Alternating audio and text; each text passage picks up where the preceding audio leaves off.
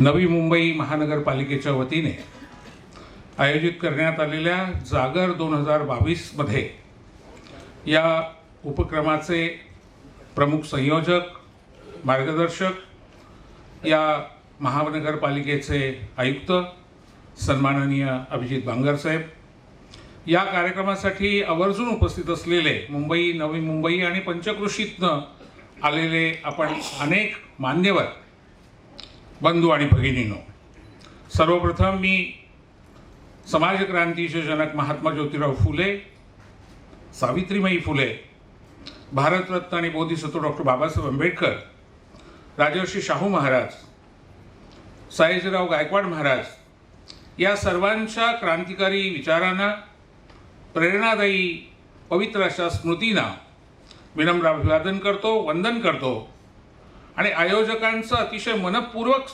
अभिनंदन करतो। मी आत्ता त्या स्मारकाला भेट दिली, मला हे सांगितलं पाहिजे, मी पुणेकर आहे आणि पुणेकर इतर कोणत्याही ठिकाणच्या गोष्टींचं कौतुक करत नाही, हे सगळ्यांना माहीत आहे। त्या पार्श्वभूमीवर सांगतो, मी बाबासाहेबांची देश विदेशातली किमान 20 तरी स्मारकं आत्तापर्यंत पाहिली आहे आणि त्यातला नंबर 1 नव्या मुंबईमध्ये आहे। आणि हे फक्त भव्यता नुसती नाही, गुणवत्ता आणि त्या गुणवत्तेबरोबरच लोकांच्या काळजामध्ये बाबासाहेब पोहोचवण्याची जिद्द, तळमळ, धडपड ही या स्मारकातनं मला दिसते आणि ती मला फार महत्त्वाची वाटते। संत तुकोबांनी त्यांच्या एका अभंगामध्ये असं म्हटलंय, ऐशी कळवळ्याची जाती करी लाभावी न प्रीती। लाभासाठी काम करणारे अनेक लोक असतात, ते काही चुकीचं असतं असं नाही, पण त्याचा हेतूच वेगळा असतो। बाबासाहेबांसारखे विश्वभूषण हे अशा प्रकारचे लोक आहेत की जे सगळ्या समाजासाठी, सर्व जगासाठी अहोरात्र तळमळीनं, कळवळ्यानं आणि कुठल्याही लाभाशिवाय काम करत होते। त्याचं दर्शन या स्मारकामध्ये मग ग्रंथांच्या रूपाने, छायाचित्रांच्या रूपाने, 3Dच्या माध्यमातून, ऑडिओ व्हिज्युअल्सच्या माध्यमातून ज्या प्रकारे उभं केलं आहे त्याला मी मनपूर्वक सलाम करतो। आणि इथून पुढे बांगर साहेब, मी सर्वांना, माझ्या विद्यार्थ्यांना, माझ्या चाहत्यांना आणि जाणत्यांना सुद्धा नव्या मुंबईचं हे स्मारक बघायला जा असं आवर्जून सांगेन। आज मला या जागर 2022 मध्ये जिथे सुखदेव थोरातांपासून रावसाहेब कसब्यांपर्यंतचे अनेक दिग्गज येऊन गेले, तिथे आपण बोलावलं, त्याच्याविषयीची कृतज्ञता पुन्हा पुन्हा व्यक्त करतो। आणि डॉक्टर बाबासाहेब आंबेडकर यांच्या नजरेतून महात्मा ज्योतिराव फुले यांची समाज क्रांती या विषयाला थेटपणाने सुरुवात करतो। बंधू भगिनींनो, बाबासाहेबांनी त्यांच्या लेखनामध्ये, त्यांच्या भाषणांमध्ये, त्यांच्या पत्रांमध्ये महात्मा ज्योतिराव फुल्यांचा असंख्य वेळा उल्लेख केलेला आहे, पण त्यातल्या 2 घटना सुरुवातीलाच मी नमूद करतो। हू वेर दी शूद्राज हे त्यांनी जे आजच्या भाषेत ज्यांना आपण ओबीसी म्हणतो, इतर मागासवर्गीय म्हणतो, भटके, विमुक्त आणि बलुतेदार, अलुतेदार, कारुनारू, त्या सगळ्या समूहाबद्दल जे पुस्तक लिहिलं, त्या पुस्तकाची अर्पण पत्रिका आपल्याला सगळ्यांना माहीत आहे। द ग्रेटेस्ट शूद्र ऑफ मॉडर्न इंडिया अशी सुरुवात त्या अर्पण पत्रिकेची बाबासाहेब करतात। महात्मा फुल्यांना ते पुस्तक अर्पण करत असताना आधुनिक भारतातले सर्वश्रेष्ठ शूद्र वर्णव्यवस्थेमध्ये, पण काय वैशिष्ट्य बाबासाहेब सांगतात? बाबासाहेब सांगतात, ज्या फुल्यांनी राजकीय स्वातंत्र्यापेक्षा सामाजिक स्वातंत्र्य, सामाजिक लोकशाही ही अधिक महत्त्वाची आहे, हे या देशातल्या घराघरापर्यंत पोहोचवलं आणि ते जे काम फुल्यांनी केलं त्याच्यासाठी फुल्यांना सलाम, फुल्यांना हे पुस्तक मी अर्पण करतोय। बंधू भगिनींनो, बाबासाहेबांच्या हस्ते नाशिकमध्ये महात्मा ज्योतिराव फुल्यांचा पुतळा 1951 साली बसवला गेला। तो भारतातला पहिला पुतळा आहे महात्मा फुल्यांचा, कारण पुण्यामध्ये महात्मा फुल्यांचा पुतळा बसवावा यासाठी 1925 साली संघर्ष सुरू झाला होता। तो पुढे 44 वर्ष चालला आणि पुण्यातला पुतळा 31 मे 1969ला बसला यशवंतराव चव्हाणांच्या हस्ते। त्या पार्श्वभूमीवर नाशिकमध्ये 1951 साली बाबासाहेबांच्या हस्ते महात्मा फुल्यांचा पुतळा उभा राहतो आणि त्या ठिकाणी बाबासाहेबांनी जे भाषण केलंय महात्मा फुल्यांसंबंधीचं ते मला फार मोलाचं वाटतं. फुल्यांचं समाज क्रांतिकारक म्हणून योगदान बाबासाहेबांनी त्या भाषणामध्ये ज्या पद्धतीने मांडलंय, नळे पार्कवरचं त्यांचं भाषण आहे. आचार्य अत्र्यांनी त्यांना चित्रपटाच्या महात्मा फुल्यांच्या जीवनावरच्या चित्रपटाच्या आधी सुरुवातीचा फट मारण्यासाठी म्हणजे चित्रीकरणाची सुरुवात करण्यासाठी बोलावलं. त्यावेळेचं बाबासाहेबांचं भाषण आहे. चित्रपट पाहिल्यानंतर बाबासाहेबांनी केलेलं भाषण आहे आणि पत्रही आहे. ते पत्र आपल्या इथे सुद्धा लावलेलं आहे. ते खूप महत्त्वाचं आहे. आणि धनंजय कीर यांना बाबासाहेबांनी सांगितलं होतं की महात्मा फुल्यांचं चरित्र लिहिण्याची माझी इच्छा आहे आणि त्या दृष्टीनं मी प्रयत्न करतोय, पण माझी तब्येत आणि माझं वय बघता मला हे काम करायला संधी मिळेल की नाही मला माहीत नाही. पण त्यावेळेला किरांनी बाबासाहेबांना सांगितलं होतं की बाबासाहेब तुम्ही हे काम कराच, कारण ते फार मोलाचं असेल, पण समजा एकदा कदाचित तुमच्या हातून ते राहिलं तर ते काम मी नक्की करीन. आणि म्हणून बाबासाहेबांचं चरित्र लिहिल्यानंतर पुढचं चरित्र महात्मा फुल्यांचं जे किरांनी लिहिलं ते त्या भावनेतनं लिहिलं हे किरांनी नमूद केलंय आणि मलाही स्वतःला किरांनी तसं सांगितलंय. मित्रहो, बाबासाहेबांच्या आयुष्यामध्ये सातत्यानं गुरु म्हणून फुल्यांचा तो जे संदर्भ देतात, वारंवार बोलतात, भाषणांमध्ये नमूद करतात, त्याच्या मागची कारण परंपरा तर आपण आज शोधायचा प्रयत्न करणारच. पण त्याचबरोबर फुल्यांची कोणती विचारसूत्र बाबासाहेबांना महत्त्वाची वाटत होती आणि आज 2022 साली आणि येणाऱ्या पुढच्या 5-50 वर्षामध्ये ती महत्त्वाची असणार आहेत, अशा अंगाने या विषयाकडे आपण बघणार आहोत. आणि ते बघत असताना मला अगदी सुरुवातीच्याच मुद्द्यांमध्ये याचाही उल्लेख करावा असं वाटतो की मुंबईतल्या एका भाषणात बाबासाहेब असं म्हणतात की एक वेळ आम्ही सगळ्यांना सोडून देऊ, पण महात्मा फुले यांना मात्र आम्ही शेवटपर्यंत बरोबर ठेवू, कारण महात्मा फुले यांचे विचार,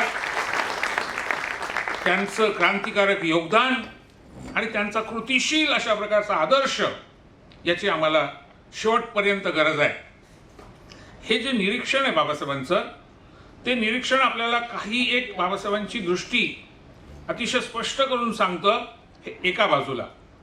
दुसऱ्या बाजूला आपण हे लक्षात घेतलं पाहिजे की बाबासाहेब त्यांचं गाजलेलं भाषण तुम्हाला सगळ्यांना माहिती आहे, रानडे गांधी यांची ना, खूप मोलाचं भाषण आहे ते. म्हणजे बाबासाहेबांची मास्टरपीस म्हणून जर साहित्यातली आपल्याला 3-4 छोट्या आणि सगळ्यात महत्त्वाच्या अशा कलाकृती सांगायच्या असतील तर आपण सगळेच जण जाणतो की 22 खंड राज्यशास्त्राने प्रकाशित केलेले आहेत. माझे मित्र शुद्धोधन आहेर साहेब मंत्रालयामधले सहसचिव आणि या कामाशी अतिशय संबंधित असलेले जवळनं आम्ही एकत्रितपणे हे काम केलं आहे, ते इथे उपस्थित आहेत. तर वसंत मून साहेबांनी सुरुवातीला हे खंड संपादित केले. खंड 17चे 3 भाग, 18चे 3, 19, 20, 21 आणि 22 मराठी आणि इंग्रजी. हे काम करण्याची संधी माझ्यासारख्या एका छोट्या विद्यार्थ्याला, कार्यकर्त्याला, शिक्षकाला मिळाली, याचा मला विशेष आनंद वाटतो. तर या पार्श्वभूमीवर बाबासाहेबांचे मास्टर पीसेस, खरं म्हणजे 22च्या 22 खंड सगळ्यांनी वाचले पाहिजेत, पण निदान कार्यबाहुल्यामुळे वेळेअभावी तुम्हाला संधी सगळं वाचायला मिळाली नाही, वेळ मिळाला नाही, तर 3 गोष्टी तरी तुम्ही ज्या अर्ध्या तासात तुमच्या वाचून होतील असा 1.5 तास बाबासाहेबांना दिला पाहिजे. त्यातला अर्थातच पहिला, annihilation of caste, the speech prepared but not delivered, ते राज्यशास्त्राने 15 रुपयाला फक्त उपलब्ध करून दिलेलं आहे आणि मराठीमध्येही आता ते आहे, इंग्रजीमध्ये तर बाबासाहेबांनी मूळ लिहिलेलं आहे. ते अत्यंत क्रांतिकारक पुस्तक. दुसरं, बाबासाहेबांच्या 12व्या खंडामध्ये रायटिंग अँड स्पीचेसच्या वेटिंग फॉर व्हिसा म्हणजे प्रवेश परवान्याच्या प्रतीक्षेमध्ये या नावाचं आत्मचरित्र आहे. छोटंसं आहे. बांगरसाहेब कोलंबिया विद्यापीठाने त्या अभ्यासाला लावलं आहे आणि मी हे सगळ्या विद्यापीठांमध्ये आपल्या भारतातल्या सांगत असतो. त्याच्या मागचा हेतू हा की निदान त्यांनी त्यातनं काहीतरी शिकावं. आता मी परवा मुंबई विद्यापीठात पण बोलणार आहे, तर मुंबई विद्यापीठाच्या कुलगुरूंना सुद्धा मी हे सूचित करणार आहे की निदान त्यांचं तरी ऐका. त्यांनी अभ्यासक्रमाला लावलं, तुम्हाला काही कोणी बंदी घातली आहे? तुम्हाला काय वाटत नाही की आपण अभ्यासक्रमाला लावलं पाहिजे? मी तुम्हाला चॅलेंज देतो की वेटिंग फॉर व्हिसा तुम्ही वाचलं आणि तुमच्या डोळ्यात एकदाही पाणी आलं नाही तर याचा अर्थ तुम्हाला ठाण्याच्या मेंटल हॉस्पिटलमध्ये दाखल केलं पाहिजे, अशी अवस्था तुमची आहे. सुहृदय माणसाला, संवेदनशील माणसाला डोळ्यामध्ये पाणी आल्याशिवाय ते पुस्तकच पूर्ण करता येत नाही. विलक्षण आत्मकथन आहे. आणि तिसरं अत्यंत मौलिक अशा प्रकारचं रानडे गांधी यांची जिना, हे बाबासाहेबांचं भाषण. ही तिन्ही महत्त्वाच्या कृती अर्ध्या अर्ध्या तासात वाचून होतील, इतक्या छोट्या आहेत, पण अत्यंत एक्सप्लोजिव्ह आणि तुम्हाला दृष्टी देणाऱ्या, जगाकडे बघण्याचा एक नवा पर्स्पेक्टिव्ह देणाऱ्या अशा त्या आहेत. तर रानडे गांधी आणि जीनामध्ये बाबासाहेबांनी महात्मा फुल्यांबद्दल सुद्धा लिहिलं होतं आणि ते हस्तलिखित त्यांनी प्राचार्य मभी चिटणीस यांना वाचायला पाठवलं होतं. आणि मभींना बाबासाहेबांनी जे पत्र लिहिलं आहे त्या पत्रात त्यांनी लिहिलं आहे की खरं तर मला संयोजकांनी रानडे गांधी आणि जीनांबद्दल बोलायला सांगितलं आहे, पण मी सर्वश्रेष्ठ अशा व्यक्तिमत्वांबद्दल जेव्हा बोलतो तेव्हा मला महात्मा फुलेंना वगळताच येत नाही आणि म्हणून मी महात्मा फुलेंचं सुद्धा त्याच्यामध्ये घेतलेलं आहे. तुला कसं वाटतं ते कळव. चिटणीसांनी लिहिलं बाबासाहेबांना की अतिशय प्रभावी आहे, अतिशय मौलिक आहे आणि हे आलंच पाहिजे. अडचण अशी झाली की ते भाषण पुण्यात होणार होतं आणि पुण्याचे आमचे लोक म्हणजे बांगरसाहेब असे. वसंत व्याख्यानमालेत माझं पहिलं भाषण झालं तेव्हा त्याचं आकाशवाणीवर दुसऱ्या दिवशी समालोचन दीक्षित नावाच्या एका अभ्यासकाने, विद्वानाने, समीक्षकाने केलं होतं. ते 15 मिनिटं माझ्या भाषणाबद्दल बरं या अर्थाचं बोलले आणि शेवटचं वाक्य ते असं म्हणाले, भाषणात एकच वैगुण्य होतं ते म्हणजे ते 3 मिनिटं लांबलं. बाबासाहेबांनी असं लिहिलंय मभी चिटणीसांना की फुल्यांवरचा भाग जर मी घेतला तर हे भाषण 1 तास लांबेल आणि म्हणून मी महात्मा फुल्यांवर स्वतंत्र पुस्तक लिहिणार आहे. आणि म्हणून बाबासाहेबांनी तो काढला. त्या भाषणात तो आला नाही. पण दुःखाची आणि खेदाची गोष्ट अशी की बाबासाहेबांच्या हस्तलिखितांमध्ये तो आम्हाला मिळाला नाही. तो मधल्या काळात कुठेतरी हरवला किंवा मिसप्लेस झाला, काय झालं माहीत नाही, त्याचा शोध घ्यावा लागेल. पण ते जे बाबासाहेबांनी लिहिलं होतं ते अतिशय मोलाचं होतं असं मभी चिटणीसांनी ज्या अर्थी लिहिलं आहे त्या अर्थी ते आपल्याला सगळ्यांना उपलब्ध व्हायला पाहिजे. पण ते जरी नसलं तरी बाबासाहेबांच्या एकूण मांडणीवरनं लक्षात येतं की बाबासाहेबांनी काय म्हटलं असेल. तर हे सगळे संदर्भ एकत्र केल्यानंतर इन शॉर्ट बाबासाहेबांच्या नजरेतनं फुल्यांच्या समाज क्रांतीकडे आपण कसं बघू शकतो. पहिला मुद्दा म्हणजे आधीचा मुद्दाच नव्हता का, प्रास्ताविक मुद्दा होता, पण आता थेट पहिला मुद्दा. डॉक्टर बाबासाहेब आंबेडकरांची आणि महात्मा फुलेंची भेट झालेली नाही हे आपल्याला सगळ्यांना माहीत आहे. कारण महात्मा फुलेंचा मृत्यू, महापरिनिर्वाण 28 नोव्हेंबर 1890ला झालं आणि त्यानंतर 14 एप्रिल 1891ला बाबासाहेबांचा जन्म झाला. त्यामुळे मध्ये साधारणपणे 3.5 महिन्याचा काळ, 4.5 महिन्याचा काळ माफ करा गेलेला आहे. पण जरी प्रत्यक्ष भेट झालेली नसली तरी बाबासाहेब त्यांना गुरु मानतायत, त्याच्यामागची जी अनेक कारणं आहेत त्यातली एक नवी माहिती मी तुमच्यासमोर पहिल्या मुद्द्याच्या निमित्ताने मांडतो. बाबासाहेबांचे वडील सुभेदार मेजर रामजी हे मिलिटरीमध्ये सुभेदार मेजर म्हणून काम करत होते, आपल्याला सगळ्यांना माहीत आहे. बाय द वे आपल्याकडे इथे सुद्धा आणि सगळीकडेच लिहिताना सुभेदार फक्त लिहिलं जातं. इथून पुढच्या काळामध्ये सुभेदार मेजर असं लिहायला विसरू नका, कारण त्यांचं शेवटचं प्रमोशन हे सुभेदार मेजर होतं.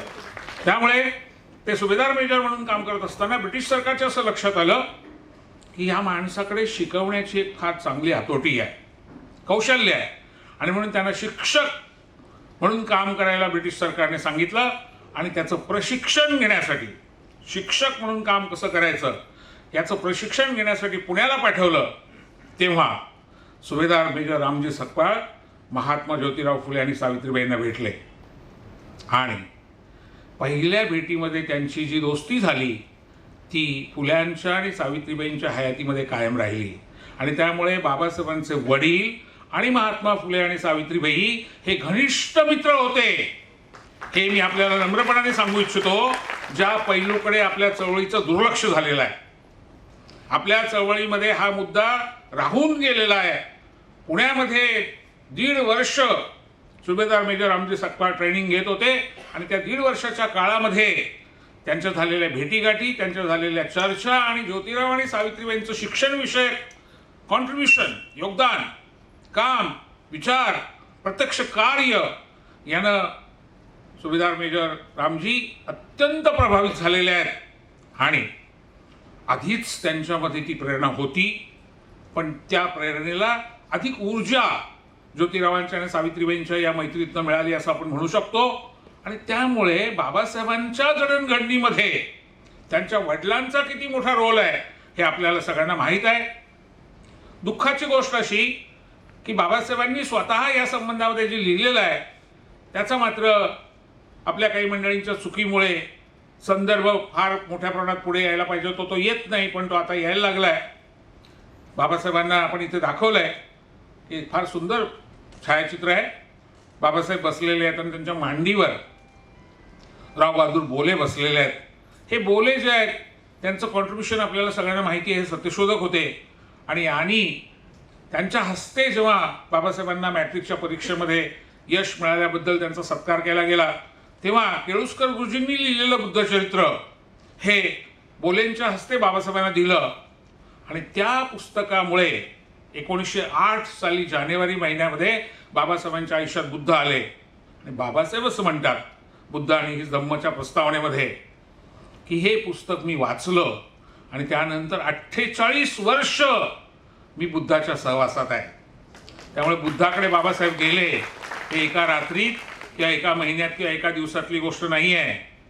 बाबासाहेब असं म्हणतात ते पुस्तक मी वाचलं आणि मी प्रेरित झालो, मी प्रभावित झालो, मी बुद्धाकडे वळलो आणि कायम बुद्धाच्या सावलीत चालत राहिलो. हे प्रस्तावनेत बाबासाहेबांनी लिहिलंय. पण दुःखाची आणि खेदाची गोष्ट अशी की पीपल्स एज्युकेशन सोसायटीच्या त्यावेळच्या पदाधिकाऱ्यांनी अननोन कारणांनी, अज्ञात कारणांनी ही प्रस्तावना छापलीच नाही. आणि त्यामुळे ही प्रस्तावना बाबासाहेबांची असून सुद्धा पोचलीच नाही आपल्यापर्यंत. त्या प्रस्तावनेमध्ये नानकचंद्र रत्तू यांनी टाईप केलेल्या प्रस्तावनेमध्ये बाबासाहेबांनी स्वतःच्या हाताने केलेल्या करेक्शन्स मी पाहिलेल्या आहेत आणि बाबासाहेबांची सही पण पाहिलेली आहे. ते प्रस्तावनेचे अत्यंत मौलिक कागद हे मुंबई हायकोर्टाने महाराष्ट्र सरकारला दिले आणि महाराष्ट्र सरकारच्या ताब्यात ते असल्यामुळे त्या समितीचा सदस्य सचिव म्हणून वसंत मुनांनंतर मी प्रत्यक्ष त्याच्यावर काम केलेलं आहे. म्हणून मी आपल्याला सांगतो की एक प्रस्तावना आपण छापली नाही, काही कारणं असतील, मला त्या वादात जायचं नाही, इथे वेळ पण तो नाही आणि आत्ताचा विषय पण तो नाही आहे. पण त्याच्यामुळे झालं असं की केळुस्कर गुरुजींचं योगदान, बुद्ध बाबासाहेबांच्या आयुष्यात 48 वर्ष होते ते सत्य, आणि त्या पुस्तकाच्या माध्यमातून एका सत्यशोधक विचाराच्या केळुस्कर गुरुजींनी जे अतिशय स्पष्ट जातीपातीच्या भाषेत बोलायचं तर कुणबी समाजातले होते, त्या एका माणसाने बाबासाहेबांना बुद्धाकडे नेलं. एक कुणबी माणूस बुद्धाकडे घेऊन जातो बाबासाहेबांना. केळुस्कर गुरुजी हा परवा मी विशाखापट्टणमला गेलो होतो, तिथे मला एअरपोर्टवर घ्यायला आलेले प्राध्यापक सत्यपाल म्हणाले की आमच्याकडे असं सांगितलं जातंय सध्या एका संघटनेकडनं की केळुस्कर हे ब्राह्मण होते. मी म्हटलं कर आडनावामुळे असाच गोंधळ महात्मा गांधींचा पण झाला होता. महात्मा गांधी जेव्हा बाबासाहेबांना पहिल्यांदा भेटले तेव्हा तुम्हाला माहिती आहे तो प्रसंग अतिशय खडाखडी झालेली आहे दोघांमध्ये. त्याच्यावरही आत्ता बोलायचा वेळ नाही, पुन्हा नंतर कधीतरी बोलेन. बांगरसाहेब, मी पुण्याचा असल्यामुळे तुम्ही पुण्यात शिकलात, मी पुण्याचा असल्यामुळे पुन्हा बोलवण्याची व्यवस्था करून जात असतो. त्यामुळे आता बोलत नाही म्हणत किती वेळा तुम्ही मला परत बोलावलं पाहिजे याची नोंदणी मी करून जातोय. तर मी तुम्हाला सांगत होतो की केळुस्कर गुरुजी हे सत्यशोधक चळवळीतले. महात्मा फुले मुंबईत आले की त्यांच्या घरी राहायचे. फुल्यांच्या प्रेरणेतनं त्याने छत्रपती शिवरायांचं चरित्र लिहिलं, बुद्धाचं चरित्र लिहिलं, तुकारामांचं चरित्र लिहिलं. 50 पुस्तकं केळुस्करांनी लिहिलेली आहेत. एवढा प्रचंड मोठा लेखक. ते केळुस्कर ब्राह्मण आहेत असं आता काही विशिष्ट संघटना त्यांच्या व्हिस्परिंग कॅम्पेनद्वारे कुजबूज मोहीम पसरवणारे लोक आहेत ते, तर ते करतायत. सत्यपालाने मी म्हटलं गांधीजींची पण अशी चूक झाली होती असं गांधीजींनी स्वतः महादेवभाई देसाईंना सांगितलंय. महादेवभाई देसाई त्यांचे सेक्रेटरी गांधीजींचे, ते म्हणाले महादेव, अरे मी पहिल्यांदा पुण्याला गेलो तेव्हा मला गोखल्यांनी, गोपाळकृष्ण गोखल्यांनी अनेक लोकांच्या भेटीगाठी घालून दिल्या. तेव्हा मी एक मार्क केलं, जावडेकर, केतकर, गोळवलकर, ते सगळे ब्राह्मण होते. त्यामुळे मला असं वाटलं की आंबेडकर म्हणजे पण ब्राह्मणच. पण आज मला कळलं, भीमराव आंबेडकरांना भेटल्यानंतर जेव्हा ते असं म्हणाले, mister Gandhi, I have no homeland, मी इथे उपरा आहे, मी इथे परका आहे, मी बाहेरचा आहे, तेव्हा गांधीजी म्हणाले, मला चटका बसला आणि माझ्या लक्षात आलं की ही दहाकता कुठून आलेली आहे. महादेव, आय वॉज रॉंग, मी चुकीचं समजत होतो. महादेवभाई देसाई हे सेक्रेटरी होते गांधीजींचे, पण फार मिश्किल होते. त्याने डायरी तसं लिहिलं आहे. आणि मी कपाळाला हात लावला आणि म्हणलं, या माणसाला देशाचा नेता व्हायचं आहे, जनरल नॉलेज सुधारलं पाहिजे. मित्र हो, तसं केळुस्कर आडनावावरनं ते कोणीतरी ब्राह्मण होते आणि त्यांनी बाबासाहेबांना बुद्धाकडे नेलं, असंच सांगण्याच्या मागचं राजकारण, आणि त्याच्याबद्दल मी बोलणार नाही, कारण इथे मी कुठल्याच प्रकारचं राजकीय भाषण करणार नाही आहे. पण केळुस्करांनी बाबासाहेबांना त्यांची जडणघडण करण्यामध्ये जे एक महत्त्वाचं कॉन्ट्रिब्युशन दिलेलं आहे, ते आम्ही आमच्या मालिकेमधनं बाबासाहेबांच्या जीवनावरच्या दाखवायचा प्रयत्न केला होता आणि तो बऱ्यापैकी पोचलाय असं मला वाटतं. पण आत्ताचा मुद्दा वेगळा आहे की बाबासाहेबांच्या आयुष्यामध्ये 1908 साली केळुस्करांच्या बुद्धचरित्राच्या माध्यमातून बुद्ध आले आणि पुढे 48 वर्ष बाबासाहेब त्या सावलीमध्ये, त्या प्रवासामध्ये, त्या चिंतनामध्ये सातत्यानं होते. आणि मग 14 ऑक्टोबर 56 उगवतो. संदर्भ असा की महात्मा फुले यांच्या समग्र वाङ्मयामध्ये बुद्धांच्या क्रांतिकारक योगदानाबद्दल असंख्य ठिकाणी फुल्यांनी लिहिलेलं आहे. त्याच्यावर आम्ही संशोधन करून ते प्रकाशित पण केलेलं आहे. तोही आज इथे विषय नाही. पण संदर्भ फक्त आपल्याला लक्षात ठेवायचा आहे तो असा की बाबासाहेब आंबेडकर जेव्हा महात्मा फुलेंच्या समाज क्रांतीकडे बघतात किंवा सामाजिक योगदानाकडे बघतात, तेव्हा त्यांच्या डोळ्यासमोर फुल्यांचं सगळं साहित्य आहे, फुल्यांचं योगदान आहे, आणि सगळ्यात महत्त्वाचं म्हणजे बाबासाहेबांच्या वडिलांची आणि फुल्यांची मैत्री आहे. हे सगळं एकदा तुम्ही एकत्र केलं की मग तुमच्या लक्षात येईल की 1952 नंतर बाबासाहेबांच्या राजकारणाचा पोत बदलला आणि तो प्रामुख्याने अनुसूचित जाती, अनुसूचित जमाती, भटके विमुक्त, इतर मागासवर्गीय, महिला आणि अल्पसंख्याक यांची फळी उभी करणं आणि त्यांचं सामाजिक न्यायाचं राजकारण करणं, या दृष्टीनं बाबासाहेब जे काम पुढच्या काळात करतायत त्याच्याकडे आपल्याला लक्ष देता येईल. माझा मुद्दा आहे तो असा की या पार्श्वभूमीवर फुल्यांच्या समाज क्रांतीचं मूल्यमापन करताना बाबासाहेब नेमकं काय पद्धतीने बघतात. मुद्दा क्रमांक दुसरा, बाबासाहेब असं म्हणतात, कुठलीही चळवळ उभी करायची असेल तर 4 गोष्टी आवश्यक असतात. पहिलं आवश्यक असतं कुणीतरी एक आदर्श व्यक्तिमत्व, नेता, आदर्श महापुरुष किंवा महान स्त्री असं समाजाला उभं करून दाखवावं लागतं की यांच्याकडे बघा, यांच्या विचाराने आपल्याला पुढचं काम करायचं आहे, संघटना वाढवायची आहे. To educate the masses, to aware the masses, to organise the masses. लोकांना संघटित करणं, लोकांना जागृत करणं, लोकांना शिक्षित करणं, हे काम चळवळीला करावं लागतं आणि ते करण्यासाठी आवश्यक असतं एक असं आदर्श व्यक्तिमत्व. आणि महात्मा फुल्यांनी छत्रपती शिवराय हे व्यक्तिमत्व निवडलं. फुल्यांनी 1869 साली पहिलं शिवचरित्र लिहिलं. मी चुकून बोललेलो नाही, मी अत्यंत नम्रपणाने सांगतो, मी जे काही इथं बोलेन मला तसं म्हणायचं नव्हतं, माझ्या बोलण्याचा विपर्यास केला गेला, माझ्या बोलण्याचा चुकीचा अर्थ काढला गेला, असा कसलाही खुलासा मी करणार नाही. I stand for it. होय, मला असंच म्हणायचं होतं. मी जाणीवपूर्वक असं म्हणतोय. मी आपल्याला असं म्हणालो की पहिलं शिवचरित्र, याचा अर्थ असा की 1806 साली मराठीतलं पहिलं पुस्तक प्रकाशित झालं. छापण्याची कला आली. कलकत्त्याच्या जवळ श्रीरामपूरला पहिलं मशीन छापायचं आलं आणि तिथून कलकत्त्याच्या जवळच्या श्रीरामपूरमधनं 1806 साली ग्रामर ऑफ मराठा लँग्वेज पहिला ग्रंथ प्रकाशित झाला. आणि तिथपासून प्रत्येक प्रसिद्ध झालेलं पुस्तक इंग्रज सरकारच्या कायद्यान्वये नोंदवावं लागायचं. मुंबईमध्ये ओल्ड कस्टम ऑफिसमध्ये, फोर्टमध्ये आजही ते कार्यालय, पुस्तक अभिरक्षक कार्यालय असं त्याचं नाव आहे, तिथे हे प्रत्येक पुस्तक नोंदवलेलं आहे. मी स्वतः जाऊन डोळ्यांनी खात्री करून घेतली आहे. 1806 ते 1869 या काळात छत्रपती शिवरायांवर एकही पुस्तक प्रकाशित झालेलं नाही. मराठी भाषेमध्ये पहिलं पुस्तक छत्रपती शिवरायांवर प्रकाशित झालं ते महात्मा ज्योतिराव फुले यांचं. त्यामुळे पहिले शिवचरित्रकार 1 जून 1869. आणि त्याच्यामध्ये फुले यांनी कुळवाड्यांचा राजा, कुणब्यांचा राजा, कुळवाडी भूषण हे जे शिवरायांचं रूप एक आदर्श व्यक्तिमत्व म्हणून मांडलं. सो शिले उन्हा तानाला, भ्याला नाही ऊन पावसाला. आणि काय केलं? डोंगर कंगर फिरला. आणि डोंगर कंगर फिरवून कुणाला उभं केलं? सामान्य मावळ्यांना उभं केलं, सामान्य कुळवाड्यांना उभं केलं. आणि त्यांना स्वाभिमानानं जगावं कसं हे शिकवलं आणि स्वाभिमानानं मरावं कसं हे सुद्धा शिकवलं. आणि ते छत्रपती शिवरायांचं योगदान महात्मा फुले यांनी त्या चरित्रामध्ये मांडलं 1869. आणि एवढंच करून फुले थांबले नाहीत. फुले रायगडवर गेले. समाधीची अत्यंत दुरावस्था होती, कारण त्या काळामध्ये समाधीकडे प्रत्यक्ष पाहणी करण्यासाठी, स्वच्छता करण्यासाठी, डागडुजी करण्यासाठी, पूजा करण्यासाठी कुणीच नव्हतं. परिणामी झुडपं उगवलेली. वर्णन असं आहे की साप फिरत होते, पालापाचोळा साठलेला होता, झुडपं उगवलेली होती त्या समाधीवर.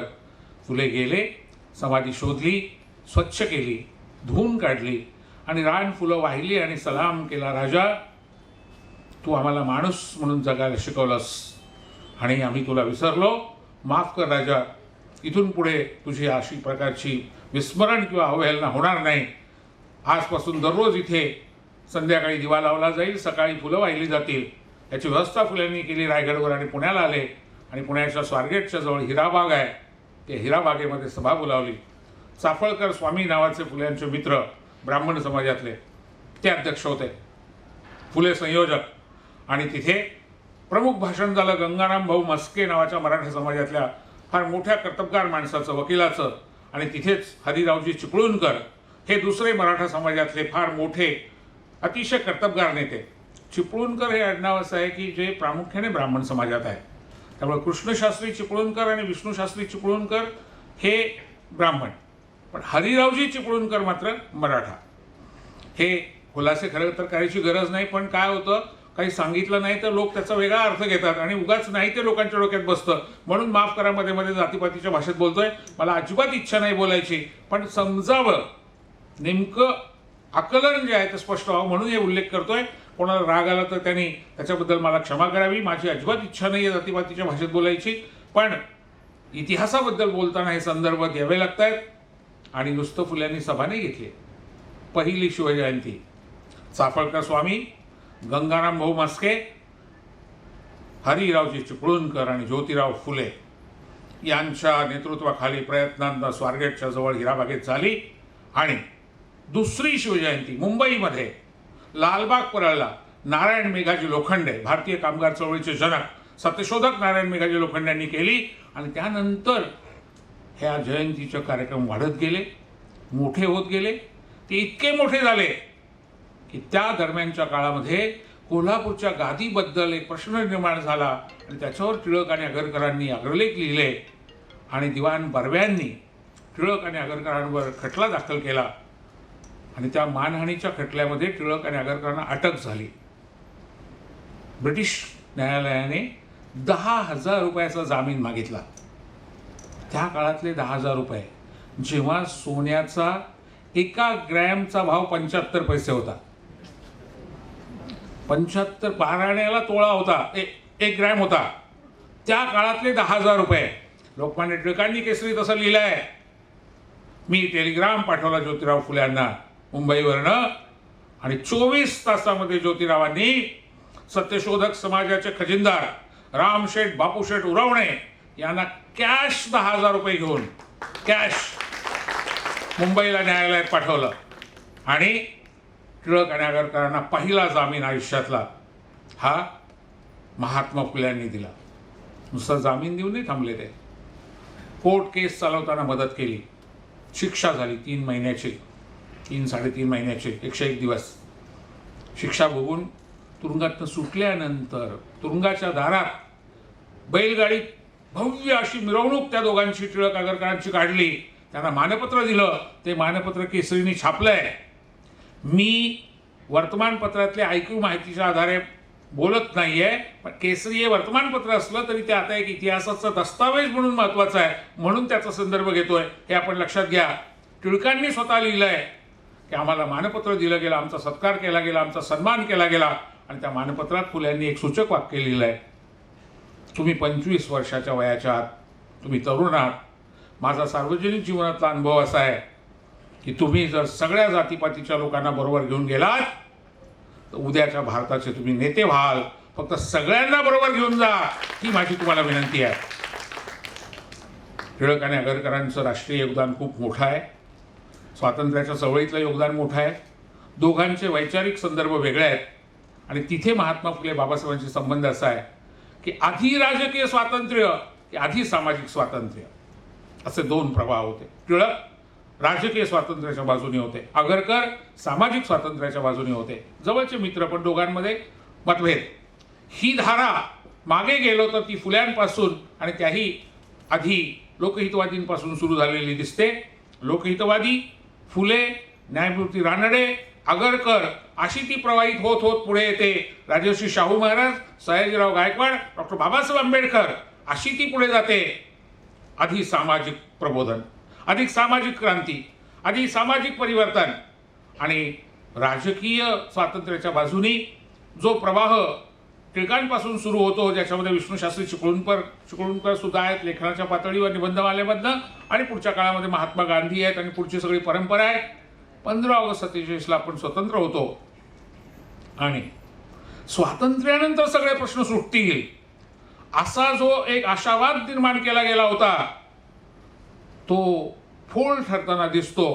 कारण नंतर अनेक प्रश्न तसेच्या तसेच राहतात आणि मग मात्र पुन्हा एकदा लोकांना महात्मा फुल्यांची आठवण यायला लागते. मग मात्र लोकांना पुन्हा एकदा बाबासाहेबांची आठवण यायला लागते.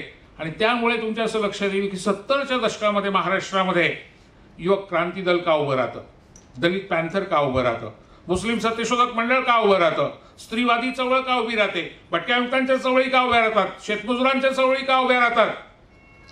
हा योगायोग नाही आहे, ही गरज होती. आणि ही गरज स्वातंत्र्य राजकीय मिळाल्याच्या नंतर काही वर्षांनंतर सामाजिक परिवर्तनाचं काम किती महत्त्वाचं आहे हे लोकांच्या लक्षात आल्यातनं निर्माण झाली होती. मग त्यातनं 72 साली एक गाव एक पाणवठ्याची चळवळ सुरू होते आणि इतर अनेक चळवळी होतात. आपला मुद्दा आहे तो असा की छत्रपती शिवरायांच्या माध्यमातून महात्मा फुल्यांनी एक आदर्श मानबिंदू आपल्या सगळ्यांच्या समोर मांडला, ज्यांचं चरित्र 600 पृष्ठांचं केळुस्कर गुरुजींनी पुढे लिहिलं आणि जे बाबासाहेबांनी वाचलं होतं आणि ज्याचा बाबासाहेबांवर प्रचंड प्रभाव होता. मित्रहो, हे केळुस्कर गुरुजींचं पुस्तक मुंबईमध्ये घरोघर जाऊन केळुस्कर गुरुजी विकायचे. त्यावेळेला ते गठ्ठे डोक्यावर घेतलेले दोघं असायचे, त्यात एक लेखक केळुस्कर आणि दुसरे त्यांच्यासोबत विद्यार्थी भीमराव रामजी आंबेडकर. आणि घरोघर जाऊन शिवचरित्र घ्या, शिवचरित्र घ्या असं ते सांगत होते. पण तेव्हा शिवाजी महाराजांचं मोठेपण बहुजन समाजाला सुद्धा पुरेसं कळलेलं नव्हतं. हा शिवाजी महाराजांचं मोठेपण आपल्याला कळलं ही चांगली गोष्ट आहे. पण आत्ता आपल्या डोळ्यांनी आपण शिवाजी महाराजांकडे बघतो तसं एकदम 1869 मध्ये पाहू नका, तसं 1906 सालामध्ये पाहू नका. मी विषयांतर होईल सर, पण तरी तुमची परवानगी घेऊन 1 मिनिट 1.5 मिनिट बोलणार आहे. केळुस्करांनी जेव्हा हे पुस्तक लिहिलं ना, त्यांना एका रशियन लेखकाने कळवलं तुम्ही याचं इंग्रजी करा. शिवाजी खूप मोठे होते, ते जगाला कळलं पाहिजे. केळुस्करांनाही पटलं. त्यांनी बँकेचं कर्ज काढलं आणि पुस्तक इंग्रजीमध्ये प्रकाशित केलं. त्यांना वाटलं धोधो खपेल. खरं तर मराठी पुस्तक सुद्धा मराठी माणसांनीही घेतलं नव्हतं, पण तरी त्यांनी भाबडेपणाने इंग्रजीत ते केलं आणि खर्च केला. आणि एक टप्पा असा आला की ते कर्ज इतकं थकलं की बँकेची नोटीस आली घर जप्त करायची. केळुस्करांचं घर स्वतःचं नव्हतं, ते भाड्याने राहत होते. तर भाड्याचं घर कसं जप्त करणार. आणि केळुस्कर हादरले आणि ते कोल्हापूरला शाहू महाराजांना भेटायला गेले. म्हणाले महाराज, माझ्याकडनं असं असं काम झालं आहे, मी चूक केली असं मला वाटत नाही, पण आता ते कर्ज खूप साठले, तुम्ही मला मदत करा. शाहू महाराज अतिशय द्रष्टे. त्यांनी 250 प्रती लगेच विकत घेतल्या, त्याचा चेक दिला त्यांना आणि त्यांना सांगितलं उरलेलं कर्जसुद्धा तुमचं मी फेडतो, तुम्ही अजिबात काळजी करू नका, तुम्ही मोठं काम केलेलं आहे, फक्त मी माझ्या लग्नाला चाललेलो आहे मुलाच्या, आणि तिकडनं आलो की तुम्ही या, आपण बसू, आता मी त्या गडबडीत आहे. आणि हे खरं होतं की त्यावेळेला ते गडबडीत होते. पण दुःखाची आणि दुर्दैवाची गोष्ट अशी की महाराज आले मुलाचं लग्न करून आणि मुंबईत पोचले, आजारी पडले, आणि परवा 6 मे 1922ला 100 वर्ष झाली. 2022ला परवा शताब्दी झाली, त्यांच्या स्मृती शताब्दी शाहू महाराजांची परवा 6 तारखेला झाली. 6 मे 1922ला ते मुंबईतच वारले. केळुसकर हादरले, कर्जाचं काय करायचं. कोणीतरी सुचवलं तुम्ही ग्वाल्हेरला जा, शिंदेंना भेटा. ते शिंदे सरकारनं जाऊन भेटले. शिंदेंनी सांगितलं खूप चांगलं तुमचं काम आहे, मोठं काम आहे, मला त्याचं कौतुक आहे, फक्त माझ्या दरबारचा एक मोठा प्रश्न सध्या लंडनमध्ये चालू आहे आणि त्याच्यासाठी मी निघालो आहे आणि मी आता गडबडीत आहे, मला बोटीने लगेच निघायचं आहे. मी लंडनवरून आल्यानंतर तुम्ही या, आपण बसू आणि मी तुमचं सगळं कर्ज फेडतो, तुम्ही काही चिंता करू नका. दुःख लागोपाठ येत नसतात, पण कधी कधी युनिक घडतं, चमत्कार घडतो किंवा घटनांची साखळीच्या साखळी घडते. शिंदे सरकारांचा लंडनमध्येच मृत्यू झाला. पुन्हा केळुसकर संकटात.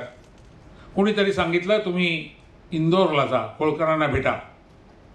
ते इंदोरला गेले, होळकरांना भेटले. होळकरांनी ऐकलं सगळं आणि ते म्हणाले तुम्ही आता इथेच बसा, मी लगेच 25,000 रुपये तुमच्या हातात देतो. ते म्हणाले अहो मी 25,000 घेऊन कसं मुंबईला जाणार, तुम्ही उद्या मला हुंडी द्या. ते म्हणले नाही, आधीचे 2 अनुभव ऐकले ना, मला जगायचं आहे,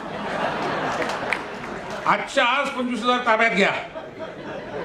ते म्हणाले अहो पण मी ठेवणार कुठे, त्याची काळजी करू नका म्हणाले, तुम्हाला मी सिक्युरिटी पुरवतो, सगळी व्यवस्था करतो, पैसे तुमच्या ताब्यात घ्या.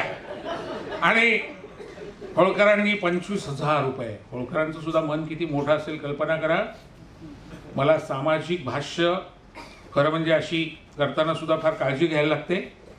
रायगडवरच्या समाधीची उभारणी करत असताना स्वतः कोल्हापूरच्या गादीने आणि सातारा गादीने 500 रुपये आणि 1000 रुपये दिलेले आहेत. तेव्हा होळकरांनी 25,000 रुपये दिलेले आहेत. आणि त्या होळकरांच्या दुसऱ्या लग्नाच्या निमित्ताने प्रश्न निर्माण झाला होता.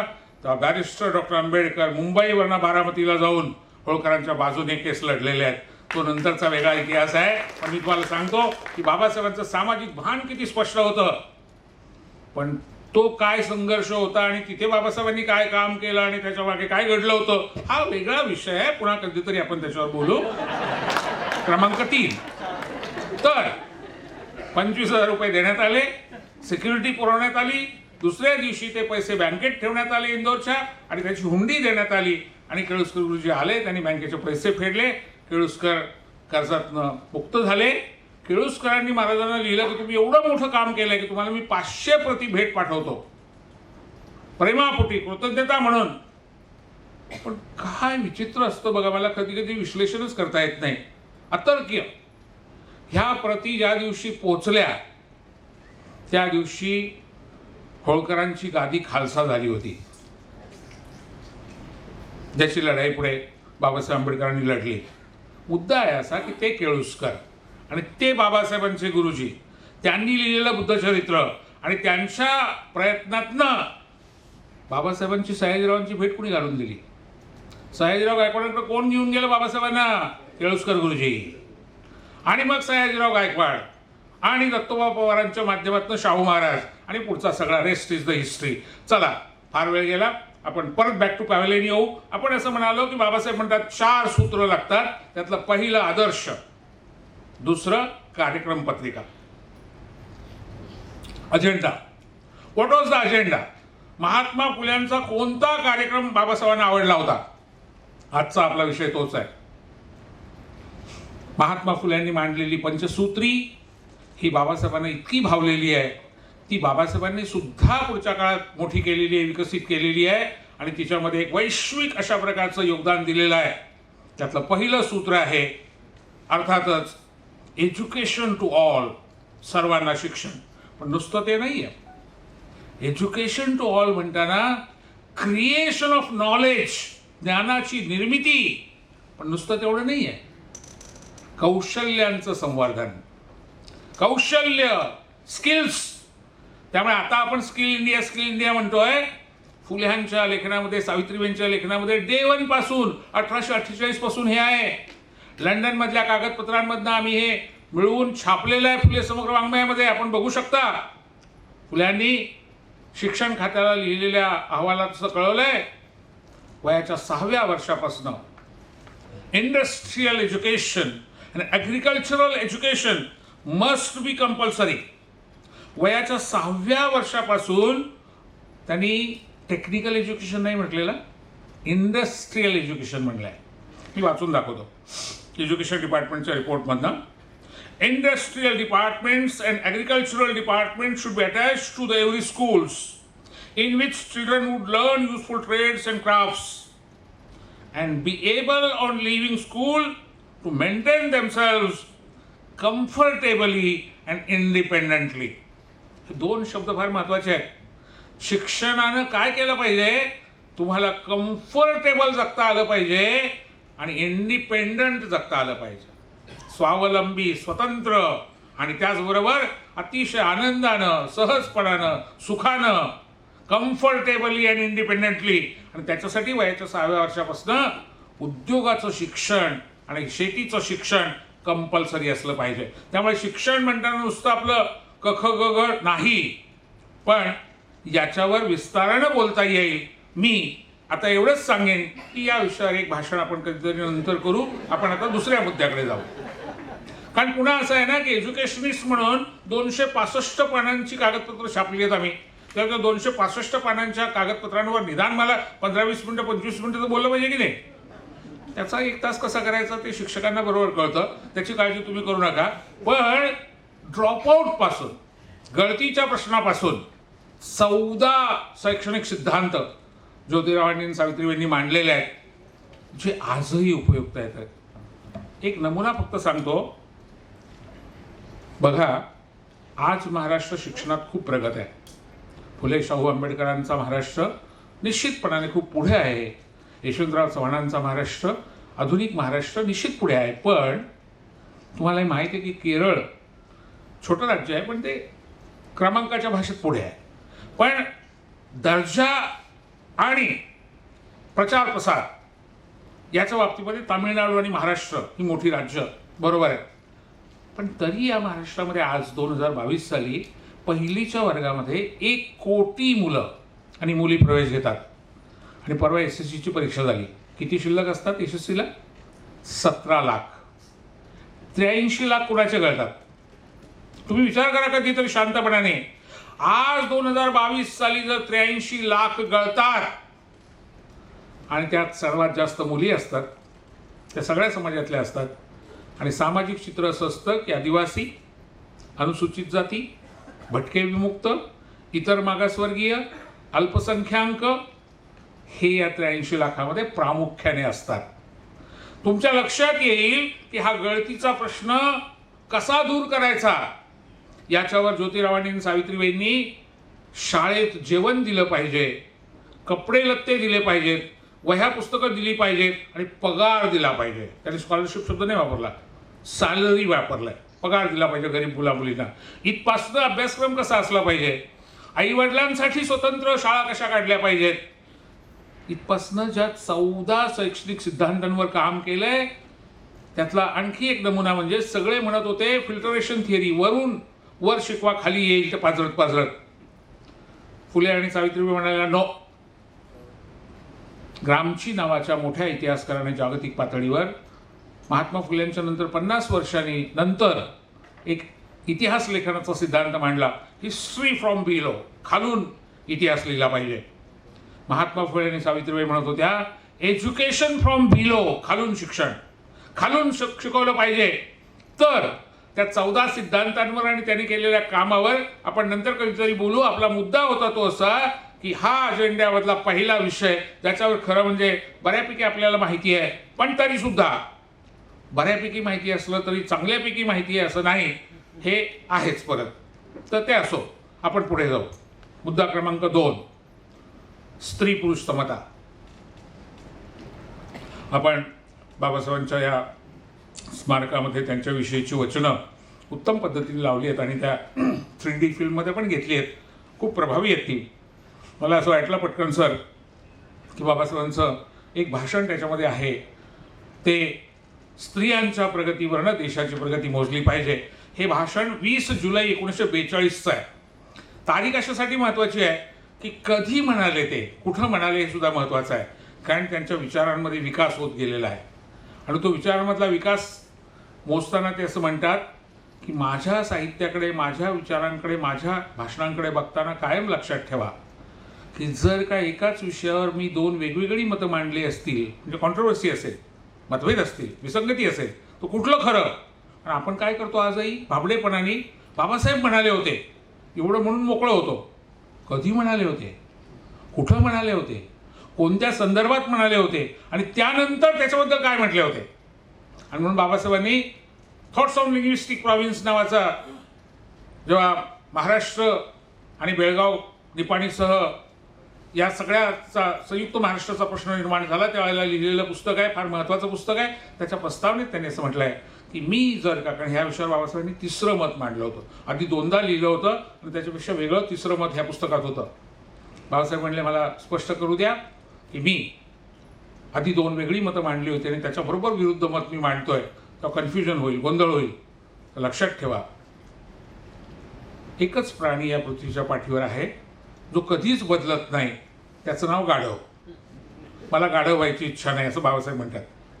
ते म्हणतात की जर रास्त कारणं असतील, पुरावे असतील आणि व्यक्तिगत स्वार्थ नसेल तर माणसाला बदलता आलं पाहिजे. त्यामुळे बाबासाहेबांनी घालून दिलेलं सूत्र फार महत्त्वाचं आहे. परिवर्तन, अनित्यता, भगवान बुद्धांचा सिद्धांत आपण सांगतो, पण तुम्ही 10 वर्षापूर्वी असे म्हणले होते आणि आता मात्र असे म्हणता, असं करून लोक अंगावरच येतात एकदम. तेव्हा लोकांना हे लक्षातच येत नाही की तेव्हा म्हटले होते तेव्हा संदर्भ काय होते आणि आता म्हणतोय तेव्हा परत सांगतो, स्वार्थासाठी नाही, लबाडीसाठी नाही, संधी साधूपणासाठी नाही, पण परिस्थिती बदलली असेल, आकलन बदललं असेल, पुरावे पुढे येत असतील, संदर्भ पुढे येत असतील, तर तुम्हाला गरज असेल तर रास्त कारणं देऊन बदलता आलं पाहिजे. मग परत नाही तर त्याचा गैरसमज केला जाईल लगेच.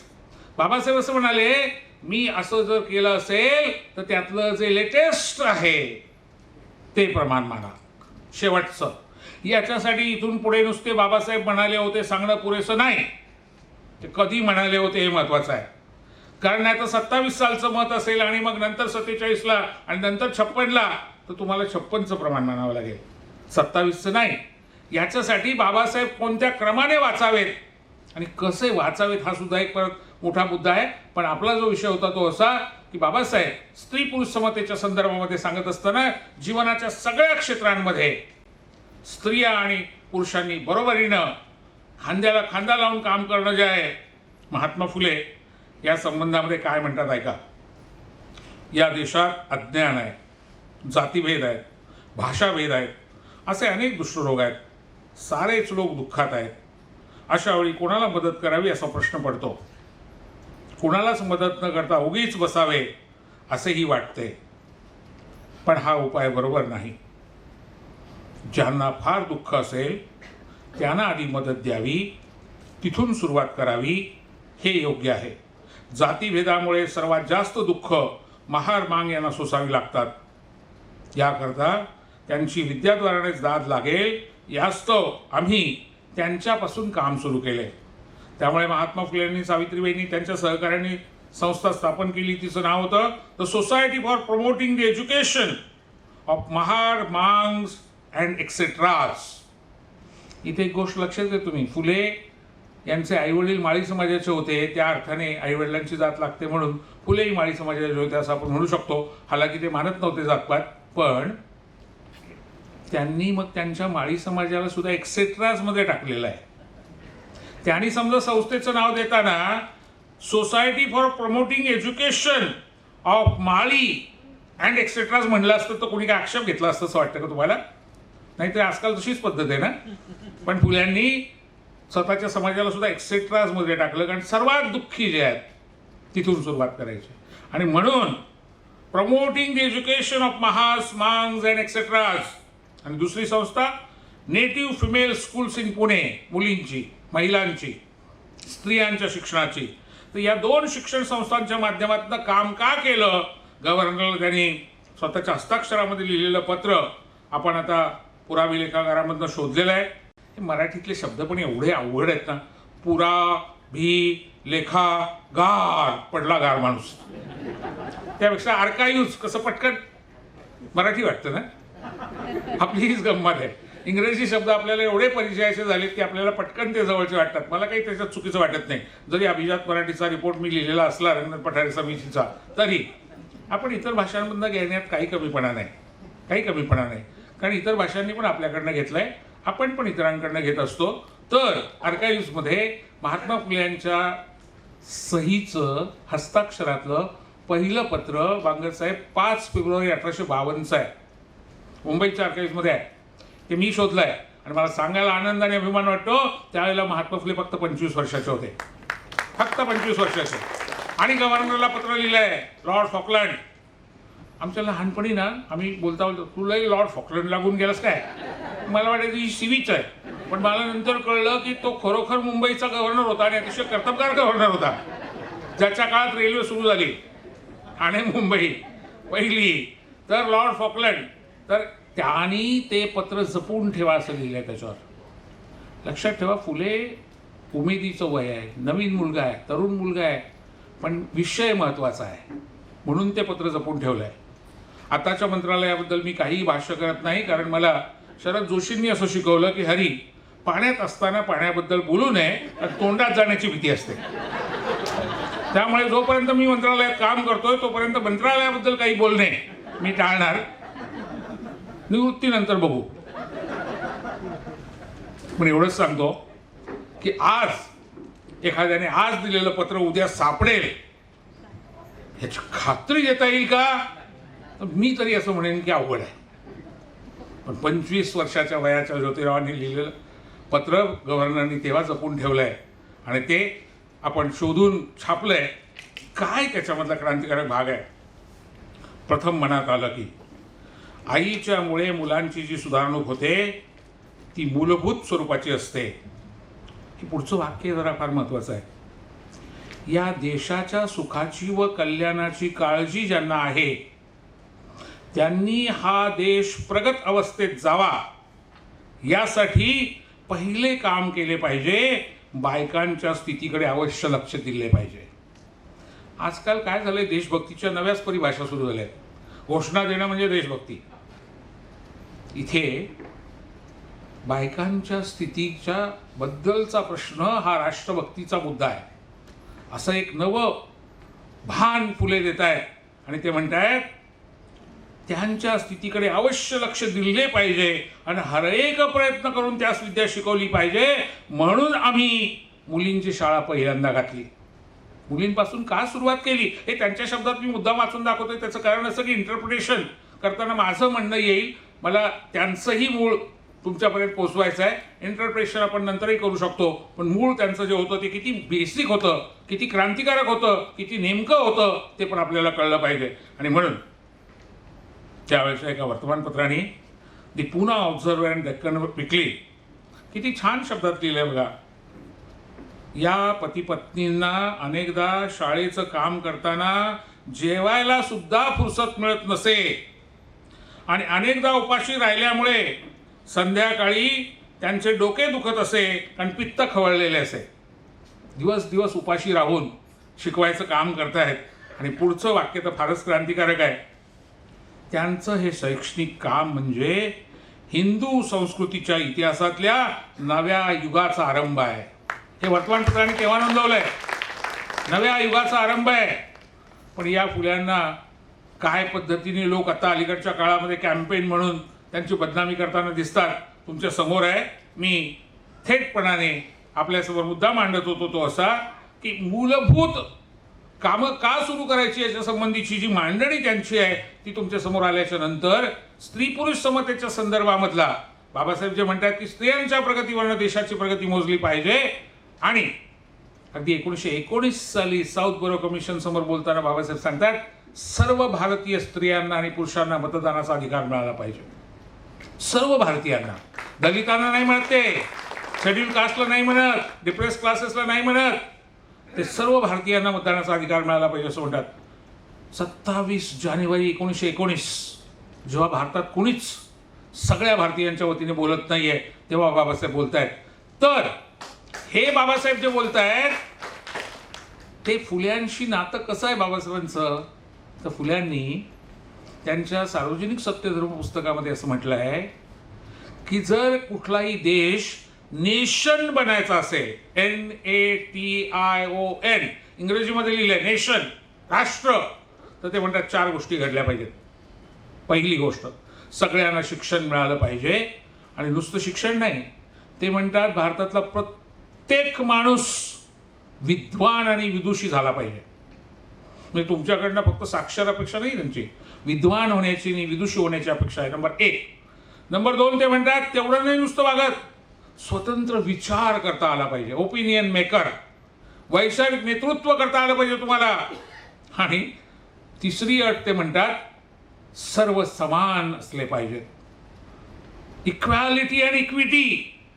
आणि मग चौथा मुद्दा ते मांडतात बट इंटिग्रेटेड, पण एकात्मक, मग देश उभा राहतो. तुम्हाला सांगतो या एका वाक्यावर 1.5 तासाचं भाषण मी आरामात करीन, आणि त्याची गरज आहे बांगर साहेब.